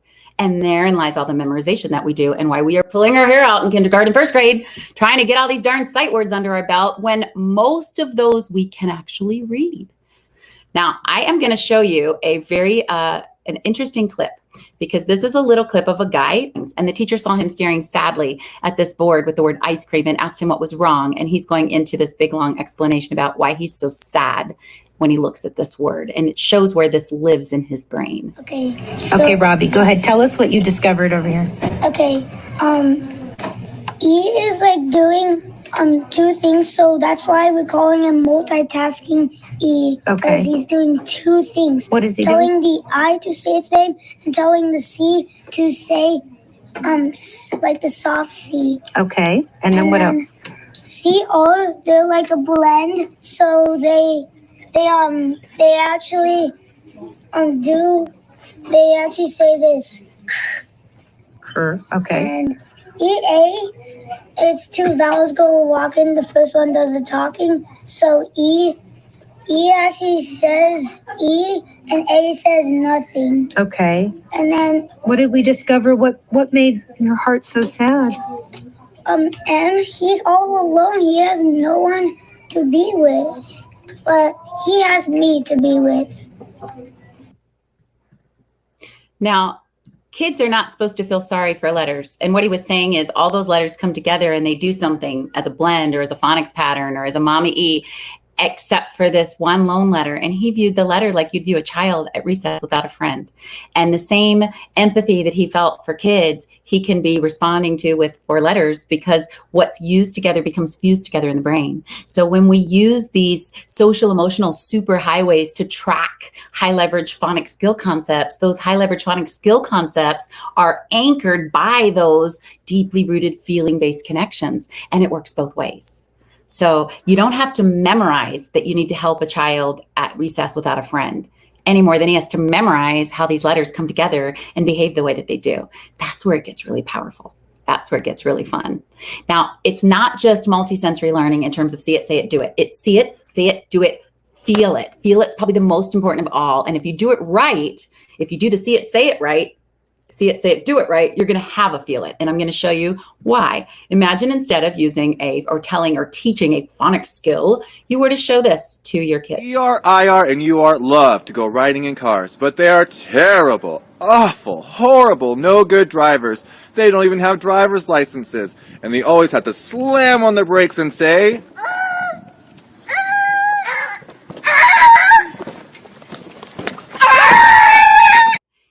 Now, you probably were laughing just a little bit as you were watching that because it was kind of funny to watch the teacher's face go, "Arr!" And laughing is key because that helps anchor that skill, which is perfect because that means we don't have to practice it over and over. And it's also the reason that this little girl was able to hear that and do it this way. Watch how this little girl tells the same secret you just heard, except she could teach it to your kids. And it's not even the first day of kindergarten. So we're talking first week of kindergarten, and this skill is supposed to be taught in 2nd grade. So I want you to watch it and then ask yourself, why wait? Why wait? She wasn't even taught it, and she's got it, and she could teach it to your kids. Also, pay attention to what she says at the end because it shows where this lives in her brain. Hi kids, do you want to know about the secrets about these? So ER, IR, UR. When they get together, they hop in their cars, they drive crazy, and they say, "Arr, arr, arr, arr, arr." Yeah. So, what they do, driving their cars crazy. But when you grow up, You don't do that. I love that public service announcement that she just kind of threw in there at the end, because what that does is it shows you where this lives in her brain. This does not live in the same place as phonics rules that were learned on workbook page 14. This does not live where the R-controlled vowels as a phonics skill live. This lives in a part of her brain that has a deep and already existing understanding of what responsible behavior looks like, what you're supposed to do, and what happens if you don't do it and you have to slam on your brakes. It's hard to forget what you already know, and you don't have to memorize what you already understand. She's obviously heard some lectures about responsible driving and how you're supposed to be responsible behind the wheel. All those life experiences, all that pre-existing understanding is what's rooting this brand new skill. So we don't have to do 3,000 workbook pages. We don't have to do 100 word lists. We don't have to say this 1,000 times. You don't have to memorize what you already understand. So what we're really doing here is we're taking advantage of these social emotional superhighways that are already built, and we're using those to track high leverage, typically way out in front, not ready to be taught phonics skills. And we're giving those skills to kids far earlier than they should have them. And then letting them decide when they're ready to put them to use. For right now, she may just walk around, see a word like her and go, look, teacher, and that's it. But once she knows the H sound, all of a sudden she'll look at a word like her and go, her. Hey, I can read that word. That word's her. But it takes both. If all she knows is the individual.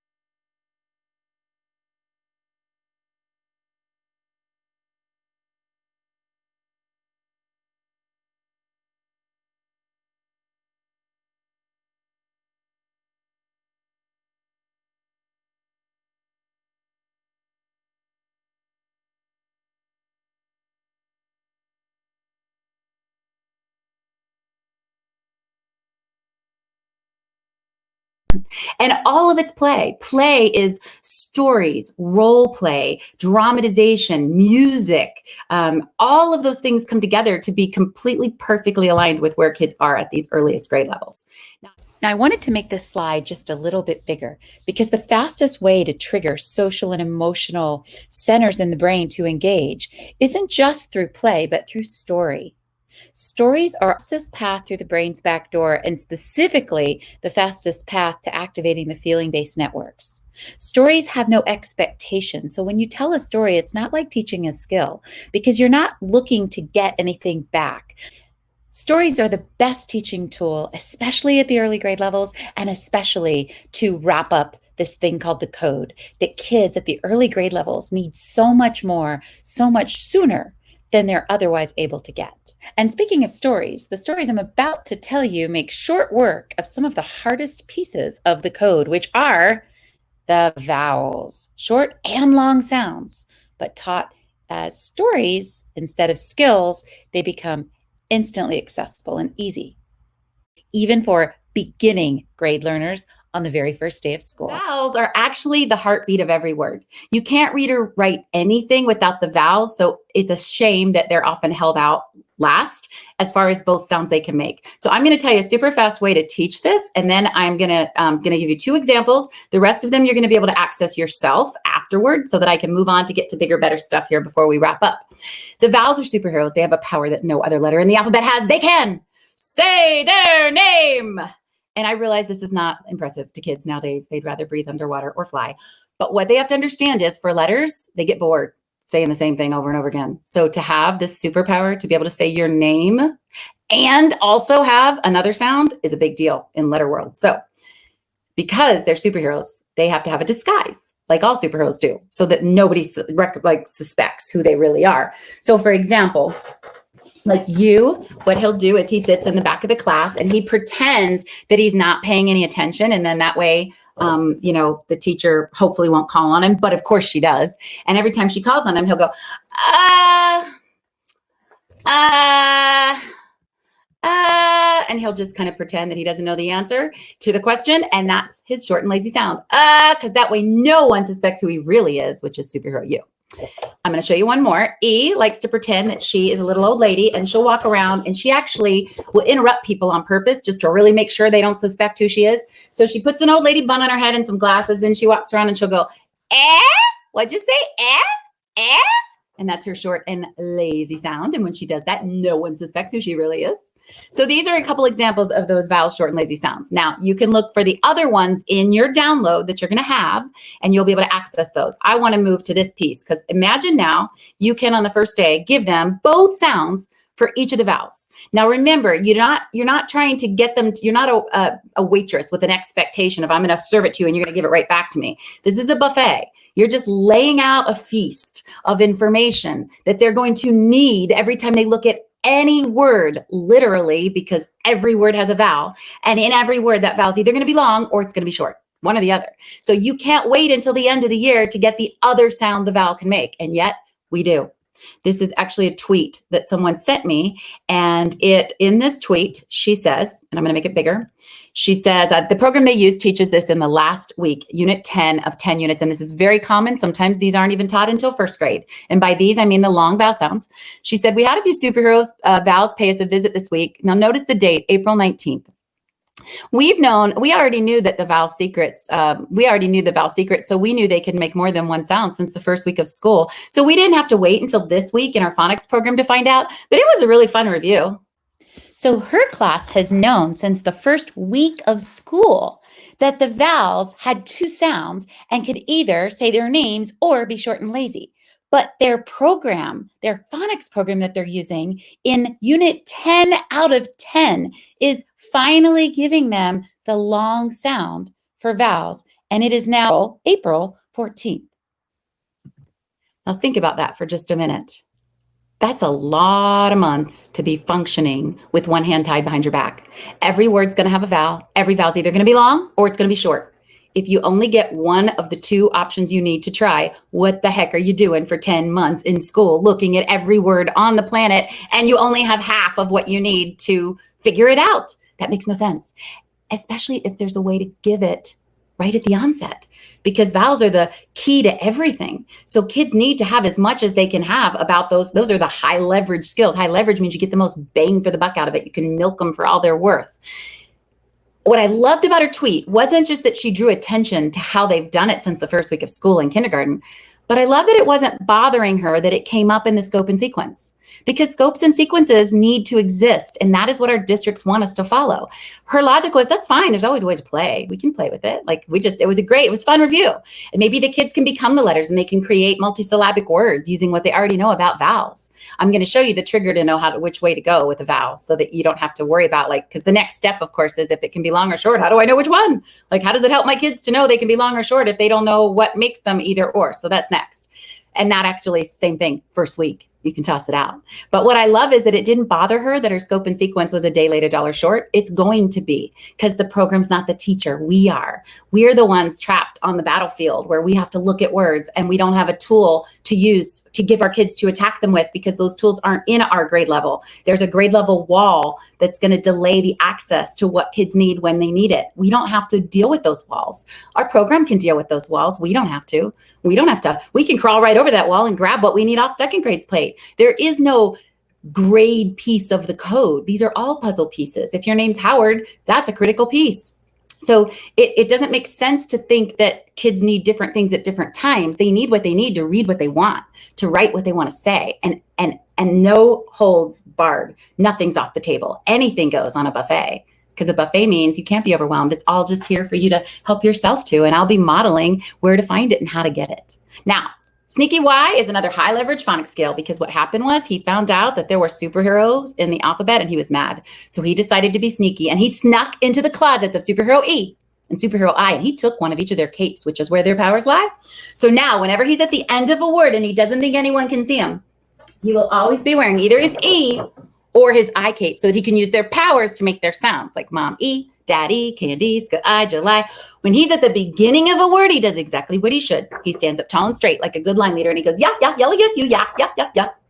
But when he's at the end, he's always going to be sneaky because he knows no one can see him back there. Now, I'm going to explain about words like they, play, or today in just a minute. So hold that thought. If you're a step ahead of me, that's good. But just think about this much. Kids know where to be sneaky. If they want to bop Susie over the head, they're not dumb enough to do it when they're the line leader. Every kid looks like this when they're the line leader.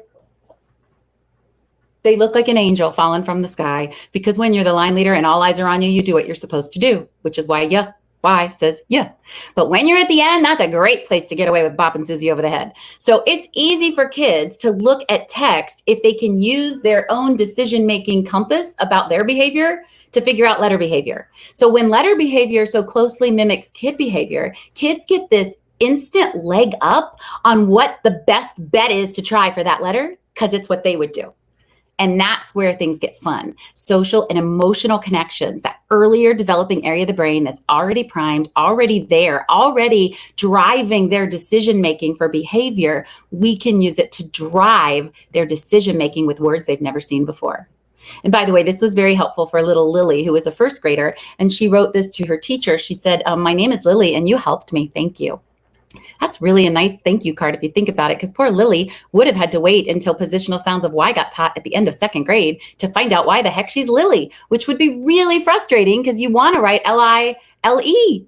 And you're wondering why you have to put Lilia instead of Lily.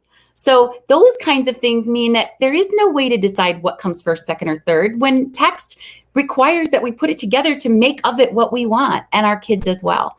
Now, if you were wondering about words like today, play, or they, that's not Sneaky Y. That is E-Y, A-Y, and they are just too cool, like Fonzie. And I know you guys are all too young to know who Fonzie is, so this teacher is going to help you know, and he's actually a kindergarten teacher. AY and EY. These letters are just too cool. So, with thumbs up and their coolest voices, they say, Hey.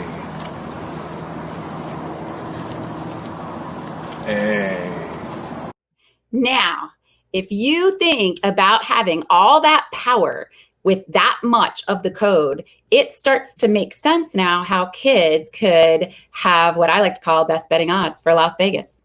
And what that means is we're teaching the reader, not the reading. So we're giving them these tools that they can use to attack hundreds of words. Teaching the reading would mean I'm going to teach you the word they and play and today and yesterday. I'm going to teach you the words. We're going to memorize them like actors learning a script.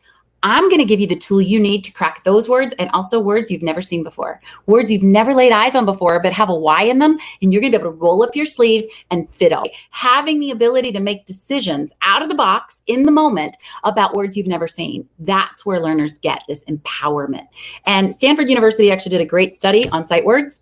It was a brain study, and they were trying to determine whether to tell teachers to have kids memorize words or have kids read them. They were looking at brain activity to see where the optimal brain circuitry would occur when you were calling words or when you were acting actively decoding, and it wasn't even a fair fight. Active decoding had all of the optimal engagement that was occurring, and there was little to no engagement going on for word calling other than in the right side of the brain, the right hemisphere, which is actually where poor or weaker readers show activity. That is where dyslexic learners show activity. It's word pictures, remembering what it looks like. Again, like an actor with a script, instead of decoding anything and everything that comes your way. The problem is Stanford doesn't work with kids in kindergarten first. So when they made the recommendation, which was never have kids memorize words they could just read, they thought it would change our lives at the early grade levels. Like we would just stop memorizing things. And in some states, there are 300 sight words that first graders have to memorize in order to progress to second grade. So that's a ton of developmentally horrifically inappropriate time sitting in a seat, missing recess and center so you can have cards flashed in your face. So Stanford thought, okay, so that'll all end now because now we're just telling you, don't have kids memorize words they could read. What Stanford didn't understand is our kids can't read anything. They can't read anything. We're not memorizing words because we enjoy it. We're memorizing words because the phonics skills kids need to crack the words aren't going to be taught at that grade level. If kids need to read a word, like for example, how, they need the OUOW sound. They have to read how in kindergarten, but they're not going to get that phonics pattern until second grade. So we are only memorizing words that kids can't yet read, which means we're memorizing a ton of words. But what if we could do what Stanford said? What if we had a way to actually read those words? Then would we memorize them? Like what if kids could look at that word how and go, huh, ow, how? What if they could look at the word the and go, e? What if they could look at the word saw and go, ah? Or what if they could look at the word were and go, wah, or go, what if they could look at the word day and go, day? What if they could read those words? Then of course we're not going to memorize them. So oftentimes what we just need is a bridge. You know, we want to enact the research. We're not being difficult as teachers when we're told that this is what the research says you should do.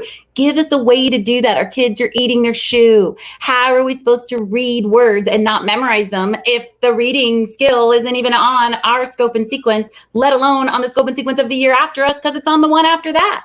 It doesn't make sense for us in the classroom to try to enact a lot of the research we're told to use if it's not practical given what we're actually dealing with. So I like to cheat. I like to look at what they're telling us because it's valuable information. What's going to actually get me the most bang for the buck? I want optimal brain circuitry. Absolutely. I don't want to encourage activity on the wrong side of the brain. I don't want to train poorly skilled readers. I want to engage the left hemisphere, which is where high performing readers show activity. And that's where decoding registers. So obviously I'm all in. I want to do that. Give me a way to make that happen. Bridge where I am with my 30 kids who are eating the carpet and half asleep to getting them to be able to read words that contain phonics skills that we're not even going to get to teach this year, and first grade may not either. And that's what this is.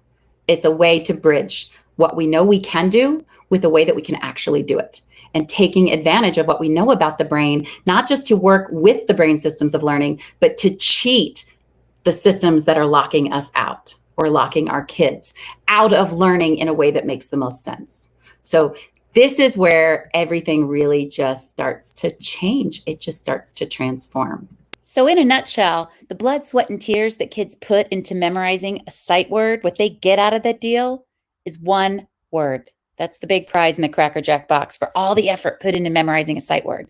But the prize that they get when they own a piece of the code, when they own a secret, a building block of the code, hundreds of words. A principal that was actually a male principal, he was at a workshop that I was doing for administrators, and he was right on the money. He said, okay, I think I get this. So basically, it's like if you give a man a fish, you feed him for the day. But if you teach a man to fish, you feed him for a lifetime. And the sight word is the fish. And that's exactly right. Form. Now, I'm going to really rush through this piece, but I want to tell you the dual track for instruction. You will hear a lot about systematic phonics, sequential phonics, explicit phonics. That is all absolutely correct.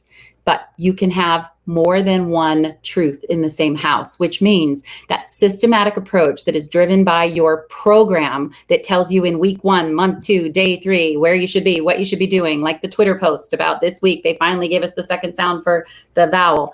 That is your playground that you're going to play on. That's what your district has given you. That's where you're going to flex your reading and writing muscles. The secrets give them the muscles to read and write with. And that is a different track. That is you taking advantage of any opportunity when it's needed to give what's so easily given, so they can start reading those words.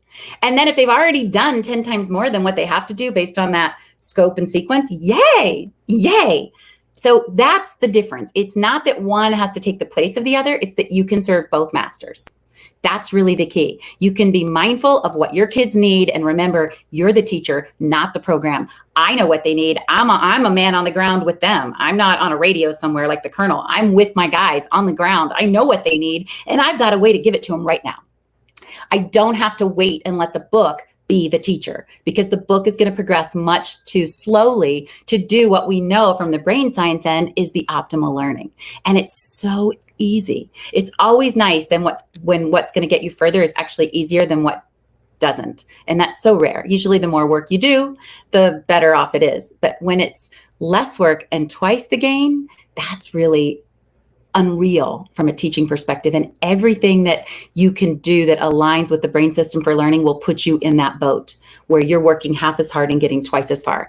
Everything you do that is in opposition to the brain system for learning, which phonics in general is, because it just does, you just have to remember, and the brain is a pattern making machine. So everything that is letters and sounds otherwise can really be in such direct opposition to the brain that it almost makes it an impossibility to flow in a fluid way unless you have these other tools up your sleeves, these other tricks that help you kind of level the playing field and give access to more sooner so that kids have what they need all day long to read and write with. Now, that's a lot to say, and this is where I'm coming back to what you've seen, but in a different way. Writing is the best window into the mind of a reader. So what you see here are beginning kindergarten samples. And this is first day on the left side, and then that's 1 month in. And 1 month in, they've been doing the Better Alphabet song. So as I said, it takes 2 weeks to 2 months for those individual sounds to kick in. So at the 2-week mark, half your class will be done. The other half will be at least halfway there or more. So that's a lot. That's a lot. Even if you just have half the individual letter sounds plus 4, 5, or 6 secrets up your sleeve, that's a lot more to have at that 1 month mark than, let's say, you had at the beginning of this workshop where you only had 10 letters and 5 sight words. So let's look and see what the kids did with that. I gave them in the fall. That was on the board. But they had to come up with how to put together, I like to what? So in the fall, they copied. And then this one wrote, in the fall, I like put apps. Maybe he was going to say, I like to pick apples. I don't know. But I love that. He put down what he had. He skipped what he didn't. And he got something out of that writing activity. And I even know where to target my next instruction, which is I'm going to talk to him about the I and the word like, because he clearly knows how to write the word I and that I says I. So now we can just see if we can hear it in between the L and the I. So that would be a great place. I could also talk about the L that's not in apples, but he gave me something to work with because he got value out of this activity. Otherwise, at 1 month in, if he only had 3 letters up his sleeve and no secrets, he would have just been sitting there playing with his pencil. And that's not helpful. And think how many hours of time in that last month would have been the same. This one I liked in the fall. I like to pick pucks. Great. I think this is so much more valuable than just going, what letter is this? What letter is this? What sound does it make? What sound does it make? I don't want to just know what letters you know and what sound they make. I want to know what you can do with them. What can you put them together to do? How can you take them apart to use them? Now, this one I love. In the fall, I like to make puck and pie. I love that creative use of sneaky Y. Obviously, from a spelling end, it didn't work out so hot. However, from a reading end, it shows me she's got a trick up her sleeve. If she sees the letter Y in a word, she knows at least one sound she can try for it if it's at the end. So she understands the concept of E or I at the end of a word. And that's why she picked it to spell that. This one I loved the most. In the fall, I like to go trick-or-treating. I love that she felt powerful enough at 1 month into kindergarten to try to build a word like trick-or-treating. We've got second graders who wouldn't touch a big, long word like that with a 10-foot pole because they would think they don't know it. They would think they can't spell it. She didn't know enough to be fearful. She just put it together. Built it as she went. Like she didn't even think about it as a word she knows because she's not thinking like an actor with a script. She's used to building things and putting together with what she's got, just making do with what she has. Trick, tree, ding. Now it's interesting that she can manipulate the positional sounds of Y, which is a much more complex skill than writing the Y. And she can't do that. She can't write the Y. She tries 3 times, and each time she ends up putting a stick up the middle of the Y. So she clearly is struggling with what we would think of as the easier concept, and yet she's manipulating for her own purpose the sounds that Y can make to get the I sound in like and to get the treating sound for trick or treating. That's exceptional. That's where things get really interesting from a brain plasticity end, because hard things become easy, easy things become hard, and everything flips upside down. It's all about access. We can't cheat the physical fine motor skill, but we can cheat the connections in the brain. And that's how we were able to give her the harder skill, even though she hasn't yet mastered the easy skill. And think about what keeps a writer writing. She wanted to write about trick-or-treating. She didn't want to just look at our word wall and copy the word pumpkins. I like pumpkins. And that's what a lot of our kids would opt to do, because otherwise they're faced with a challenge of writing something they don't have what they need to write. So it's a constant catch-22 for them, like what we were dealing with at the beginning. And it doesn't have to be if they own a little more of the code. A little more. It's like one gigantic alphabet, and it doesn't just stop at Z. Now, this is where we end up in the spring, and you can actually see a lot more of these on your clickable links in your download. You'll see writing samples that are as tall as I am. They are amazingly awesome to look at. Not that there are not 1,001 things that need to be spelled better. Like this one is like 10 feet long. There are so many, and they're actually on the clickable link page that you have, and you can see multiple classes in multiple states. When kids can write like they talk, they do. So they're held back by nothing. But what you'll see if you look at these a little bit closer is some interesting things. So look at this one. I'm a dolphin. I live in the deep blue sea. They're octopus, they're sharks. Now, by the way, this student he was very smart, kindergarten, spring, but he had no support at home, none. So he was interesting, because he was one of those kids that if he had been left to what his support was at home, he probably would flounder, but he was really sharp.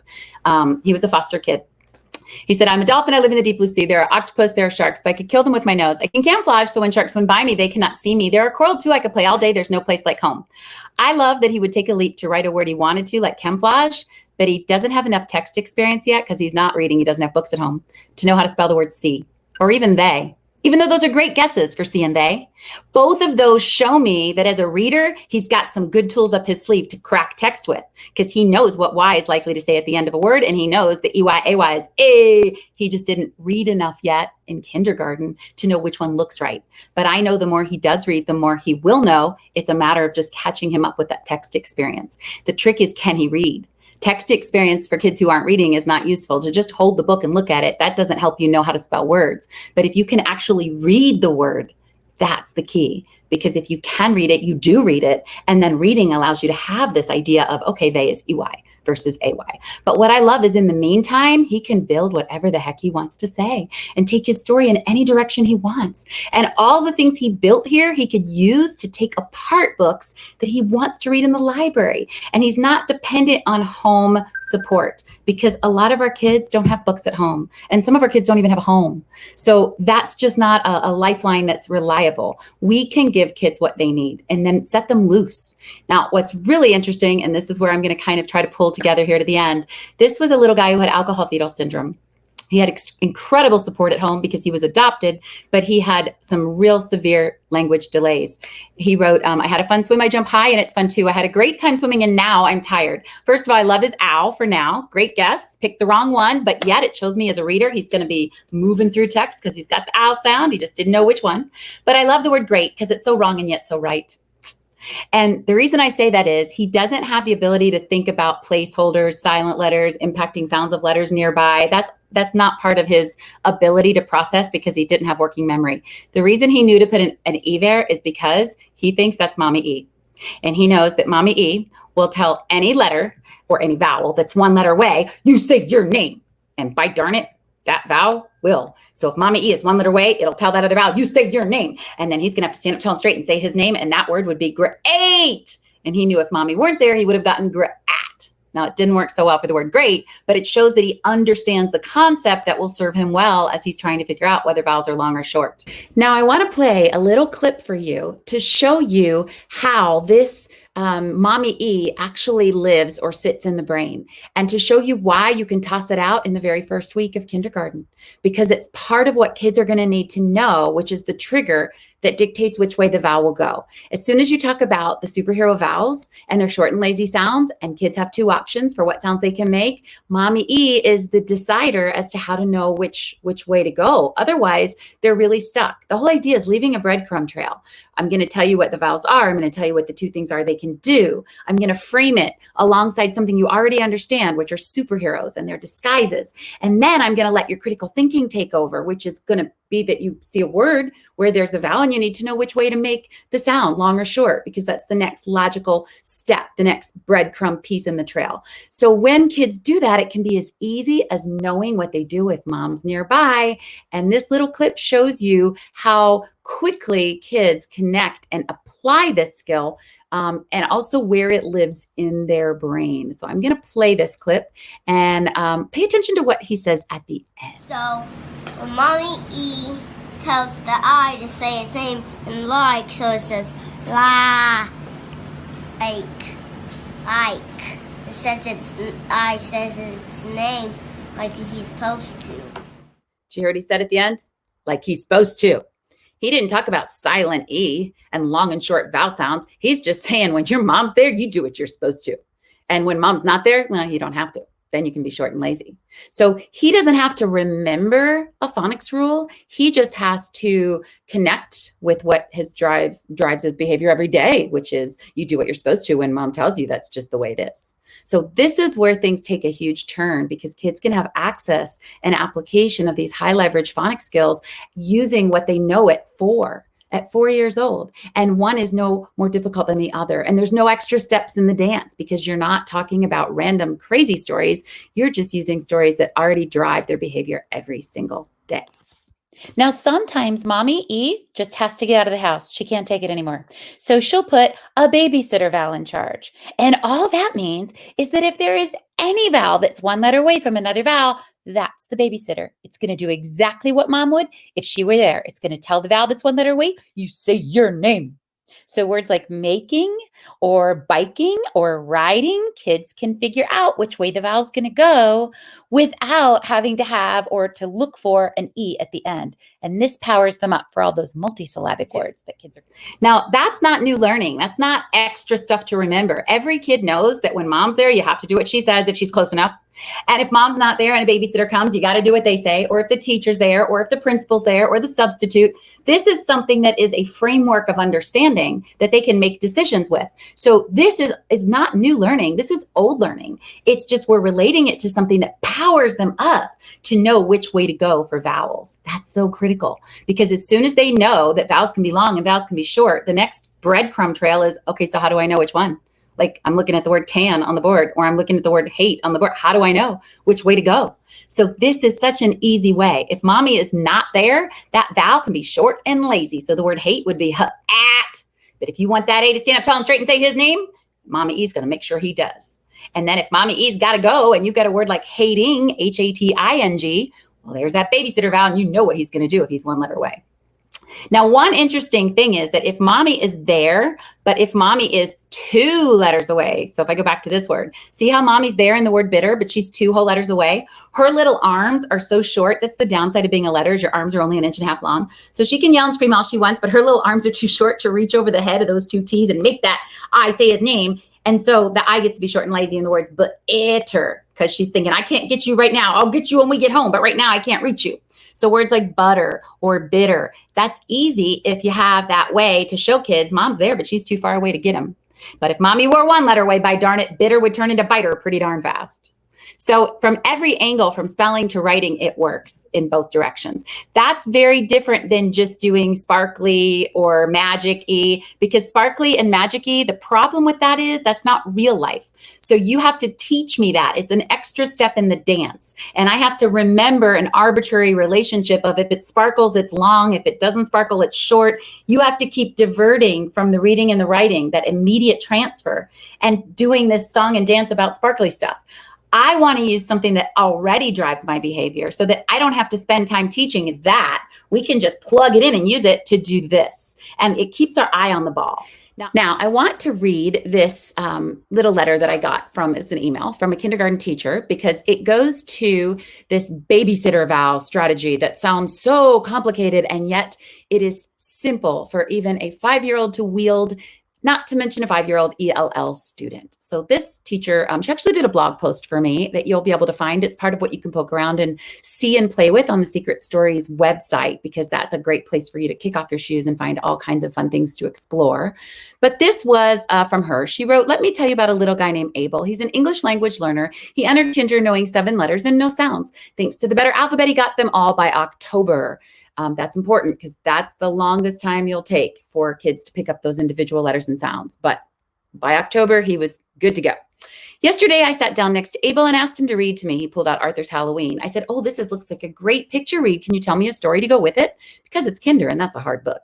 Abel gave me a strange look and then he was reading it. I was stunned. Later in the day, I had him read it again so that I could video it. Here he is reading Mark Brown's Arthur's Halloween. Now, I'm going to play a little clip of this, because what I want you to watch is how easily he manipulates these higher level phonics concepts, even though he just finished learning a K like last week, because the teacher said he just finished his individual letters and sounds. This goes to show the simultaneous access of how meaningful these pieces of the code are when they're pulled in simultaneously together. He could have heard the story about Mommy E 4 weeks ago, when she was talking to other kids about it in a whole group lesson. It was just a story, just a harmless story. But at that point, that's all it was. As he then gained more and more of the code, all of a sudden that harmless story that she's been modeling and showing use for all the time is now connecting and powering up those individual letter sounds, because now it's all coming together to actually make sense. The more of the puzzle you have, the easier it is to understand. This video speaks 1,000 words, so I'm just going to play it. It said hibernate.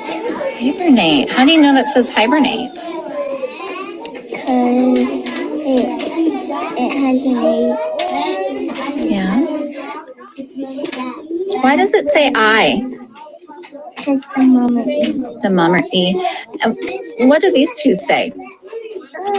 Grr. Why is that A getting to say its name? Because mama E. Good job. And she was stunned that he actually was reading the book, because she didn't think that she taught him about Mommy E, like the word hibernate. When he reads that word, she asks him, "How did you know that word was hibernate?" And he explains about how Mommy E was telling the I to say his name, and then he knew the and then he saw the E at the end, which make the A say his names. But it's fascinating because she really didn't know how he knew. And for him to explain it, and she's thinking, he just learned a K last week. How in the world would he be using this? Because I didn't teach him. Now, in actuality, she did. She didn't teach him, but in whole group, she said it to someone else as they were doing a shared writing on the easel. And she was talking about Mommy E for kids who were ready to talk about that. And she even talked about babysitter vowels, which she saw him talk about when he was reading the word making. And he explained who the babysitter was and how he knew that. And this learning was happening alongside him picking up a K or a T or an L through muscle memory. It doesn't have to be linear. He doesn't have to be kept in the dark until he does this first. We don't have to be the gatekeeper of skills that says, "Oh no, my ELL learner, turn around. I don't want you to know this. Cover your ears. This isn't for you. This is just for them." It's non-conscious learning. It's not new learning. It's tapping into existing social, emotional experiences and understanding, things that kids can get instantly. They just may not know what to do with it yet. And the more of the code they pick up, the more they know what to do with it, because they see where it fits, where it lives, how the puzzle's coming together. The less of the code they have, the less they have any idea what all these different random unconnected pieces mean. So it's all about giving access to more sooner, and then letting that natural readiness to just connect dots take hold. So what she said that was so interesting to me is she said, not only didn't I teach him that, I didn't even want to teach him that. I had put on my plan that we were working on blends next. I probably wouldn't have taught him about Mommy E until after Christmas. And I probably, in all honesty, wouldn't have taught him about babysitter vowels until, well, I wouldn't have in kinder. That would have been, for me, I would have thought that's something he's gonna be, needing to get later. So she said, I was so wrong. Like, how do you how do you deal with that if you're waitressing skills out that they need on a buffet? Because what we think they need next, they needed it before. It can be used now. And that's where we don't want to put ourselves in our own way and in our kids' way. In a buffet situation, there's no harm, no foul. You don't have to eat the cake, but you're more likely to want to eat it if you see it, and if you notice other kids eating it, and if you like cake. So kids are the best gatekeepers of what they need, and when they need it, just let them have that. Now let's watch him do the same thing, but with babysitter vowels. Oh, and you're going to hear a couple students that keep interrupting her, and so she has to do a very sweet but yet frustrating redirect.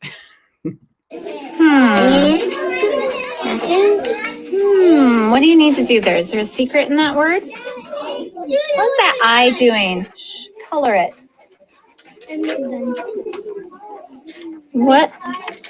Go color it. What is that I doing in that word? Aim for that A. What does he tell that A to do? That's right. So try it again. A. E. Making. Right. The house. Luke. Good job. Now, what I wanted to say about this clip, because it's pretty powerful. I love that a kid who should have no power over text plows into words that are unknown and cracks them. And he expects to have to work at it. He doesn't look at words as I know it or I don't, because he hasn't memorized words. He's used to reading as opposed to memorizing. And that's part of what that Stanford study was really pressing upon, which is what is your natural inclination when you see text? To read it, to call it out like a recognizable picture, or to plow through it. And I love that a kid who should feel powerless, he's an ELL learner, he's in kindergarten, he just finished his individual letters last week, and yet he's fine coming to a word and he doesn't know what it is, but he doesn't look at the teacher and he doesn't ask. Instead, he fiddles with it.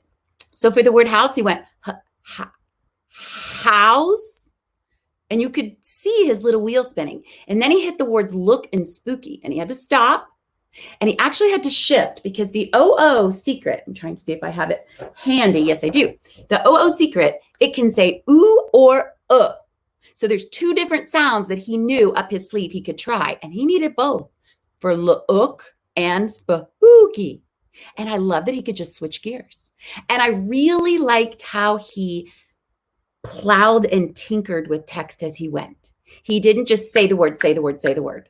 Every word was like a puzzle. It was an opportunity for him to try to make sense of and figure out using what he knew. He is the best definition of what happens when you teach the reader instead of the reading. Because if you teach the reading and he has to memorize the word house and he has to memorize a word like hibernate, there's an infinite number of words in the world. But if you give him the tools he needs, the the ow, the mommy E to trigger a long or short vowel, the babysitter to take over when mommy's not there for harder multisyllabic words, the oo sound, and the default for the sound, those are tools that power him up to read thousands of words. And we didn't even touch on the other ones he knows, like the or the or that ow. I was going to say ow, but he got that one. So that's what you want to see happening when kids come to text. You don't want to teach the reading. You want to teach the reader so that every text opportunity, whether it's a road sign or a menu or a billboard or a commercial or a book at home, every opportunity to engage with text just expands your reading block on steroids. Kids can't help but engage with text when they are able to connect and recognize what they're seeing in it. When they see familiar faces in text, familiar behaviors like sneaky Y, mommy E, the bad driving sound, the misbehaving. Every time they see patterns in text, those sounds pop to the front of their head, right off the tip of their tongue. And before they know it, they're sounding them out. But it takes two to tango. They have to know the individual letter sounds, and they have to know what letters do when they come together. It's those two things that power each other up. And it opens up the entire day and evening into home hours to become the most valuable reading block ever. As far as what to do when a secret doesn't do what it should, You'll be able to see this on your slide as well. So when you download your full pack, which is again on the website that I went over first, so you can rewind if you missed that at the beginning, and I tell you how to get that full download, or you can use the access link that I uploaded with this presentation, and that will also bring you to it. That's where the fun starts. When secrets do what they're supposed to, kids get bored because they know it. The brain loves novelty. So what's really fun is when they have to try and figure out what else could it do, what else could be going on. When you know what's in the box, it's actually really fun to think outside of it. The trick is we often don't know what's in the box when it comes to phonics. So it looks very binary, like rule, not rule, rule, rule breaker, rule breaker. It isn't. There are very few exceptions when you actually have the ability to think flexibly through what letters and sounds can do. Now, I'm going to play one thing and then we are going to wrap this all up. So I am going to play this for you because it's a great example that wraps up every single thing I'm talking about. This is a Title I school, 100% Title I in California, multiple languages spoken, high ELL population, as you'll be able to see. And the teacher's really done an amazing job across all brain strategies that we've talked about, including amping them up with so much more of the code than they should ever have at this age. What I most like, or I guess I should warn you about, is she's gotten this whole brain exploding thing nailed down to a T. She's actually told them that if the upper grade teachers, because this is first grade, March, that if they find out how smart they are, they will be stolen. The upper grade teachers will steal them. And so they need to put locks on the doors. So that is something you will hear her say multiple times throughout this short clip. And I just didn't want you to worry about why locks would be on the doors. So I just wanted to share that. All right, little friends. Are you ready for your next word? Yes. How many It is so big. It is going to be so big. What word is it? Okay, ready? Yes. 13 lines. Okay, go. Hurry. I can do it. I think you can too. I do. Sound out the word and maybe I can do it. 13 lines. Are you ready for your word? Give me a thumbs up when you have 13 lines. All right, here we go. It's going to be so hard, your heads are going to explode. Hold on to your heads. Ready? Thunderstorms. Oh, that's too hard. I'll erase. We won't do it. No? You don't think it's too hard? Okay, go. Thunderstorms. Use your secrets. Thunderstorms.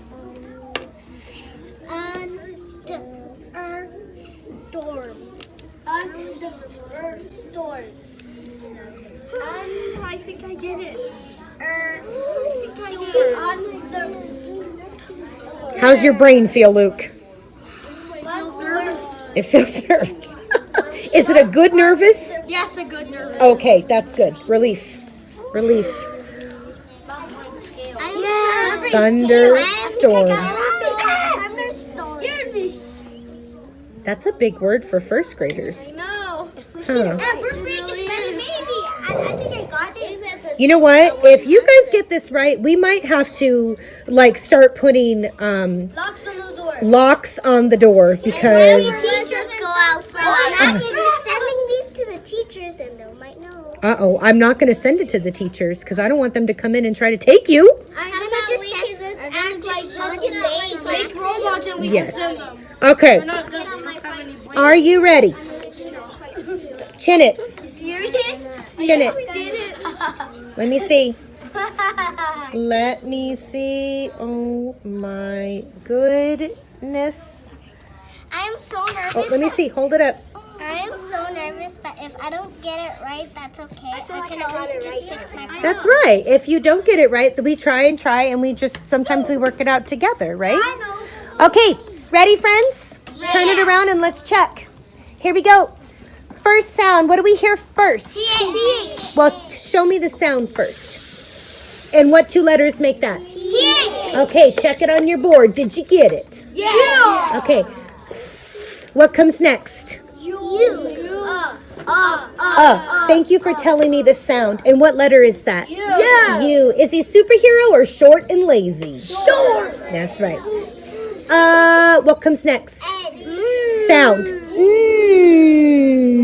And what letter is that?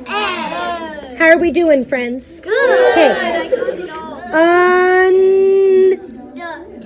What letter is that? D. D. A circle first and then a line. Okay. Thund.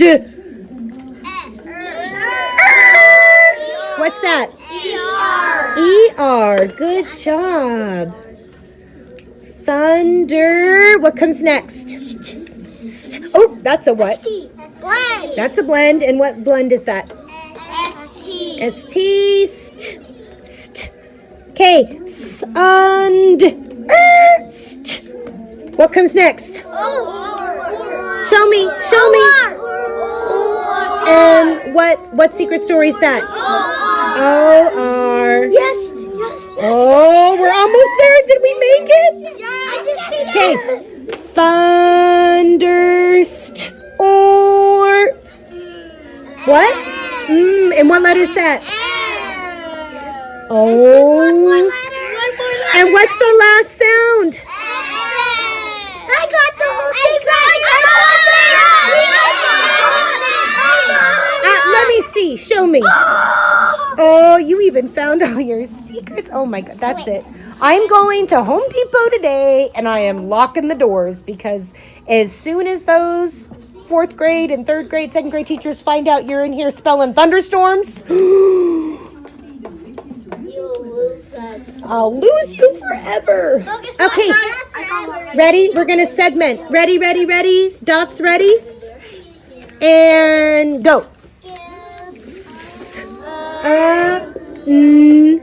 D.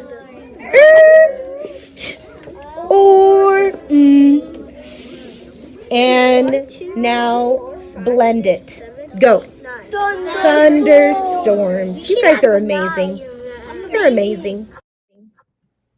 And they really are amazing. And the teacher's amazing. And I love that anything goes.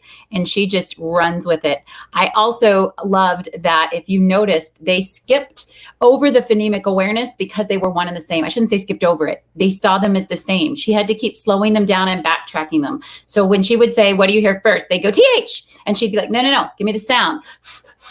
And then she'd say, okay, good. And what is that? And then they'd say TH. And then they'd say, what do you hear next? You. Don't just give me the sound.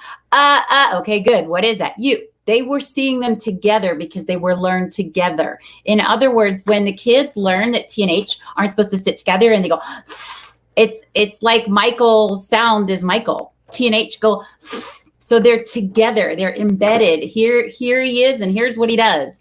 There's the sound, and there's the culprit that makes it. It's a connected, inextricably linked piece that means that kids don't. It's all about transfer. The only reason phonics exists is for transfer. So they don't see this in multi-steps. They see it as, here's the sound, there's where I plug it in, because I'm reading this word, I'm writing this word. That's the beauty of having less diversion. When you have to go to a workbook page or do activity sheets to practice skills for skills' sake, you lose sight of what is the word I'm trying to spell? What is the word I actually want to read in this story? So when you can actually make everything instantly transferable, then the kids pick up on, this is what it is, this is what it's for, this is what I can do with it.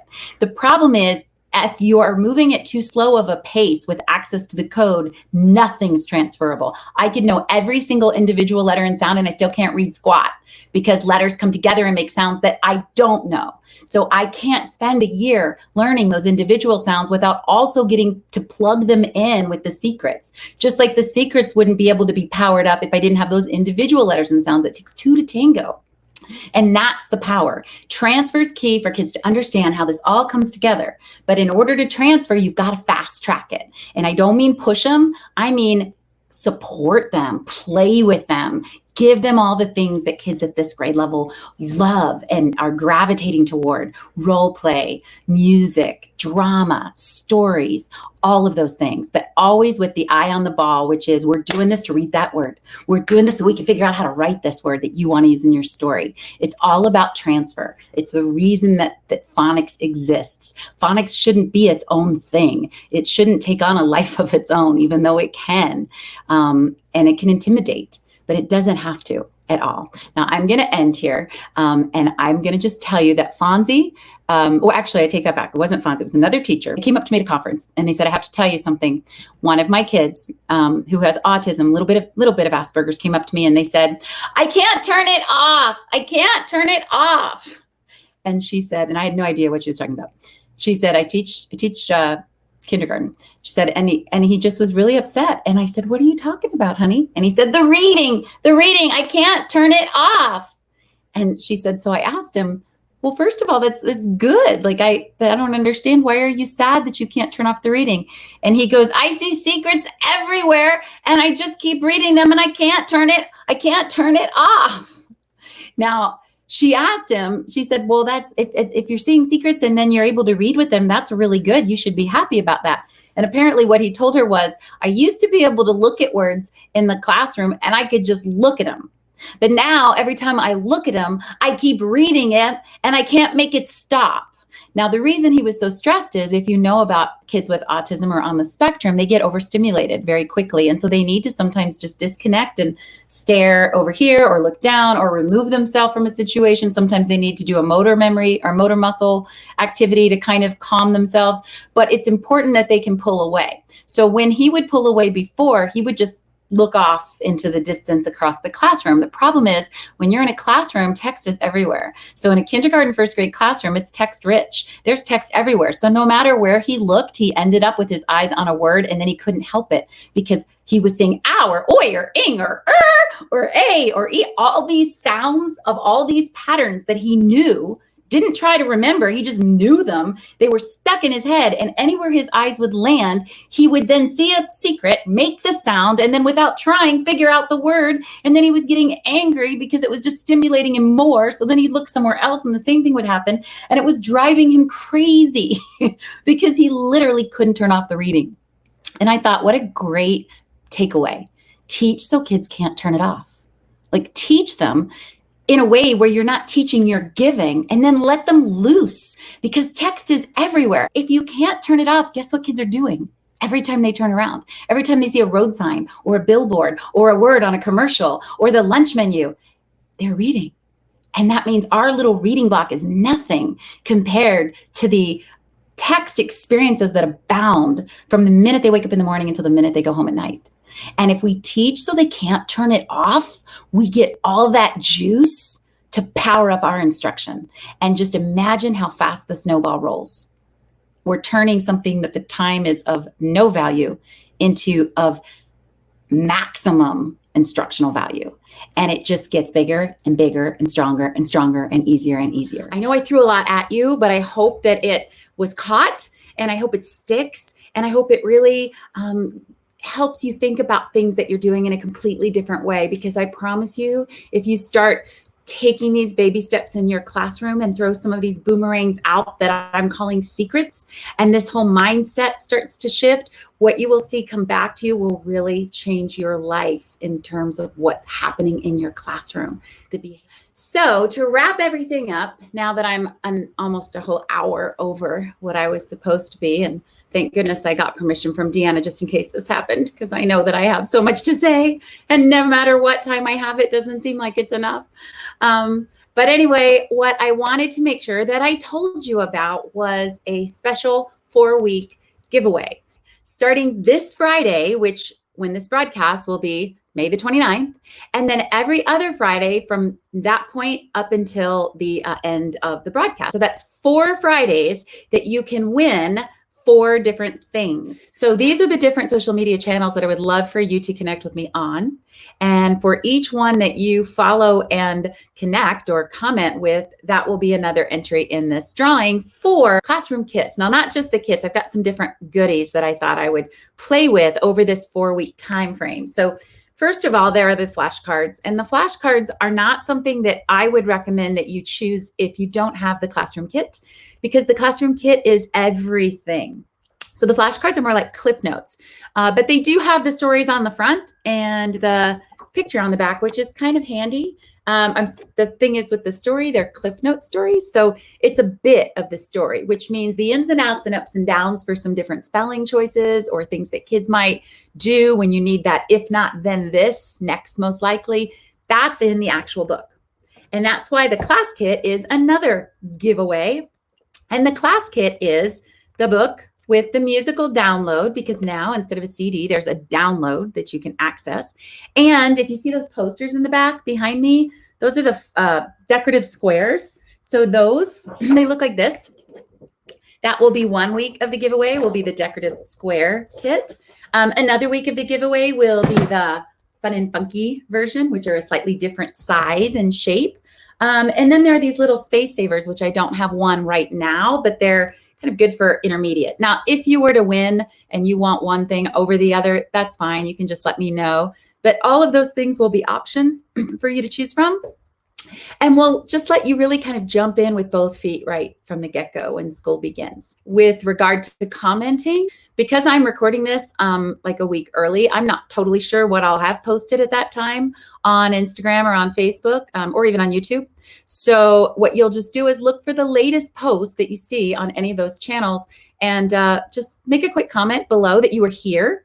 Ideally, if you can tell me a number, 1, 2, 3, or 4, that would be helpful too, because then I'll also be able to have a quick way to see how many channels you're following. So if you are following on all 4 of those, then you could just drop me a comment on Instagram or on Facebook or on YouTube. You could also send a reply back to the secret email blast, which will then come straight to my email, and just let me know, hey, I'm following you on all 4 things. At the end of the day, all of this should not feel like one more thing, because it's not one more thing.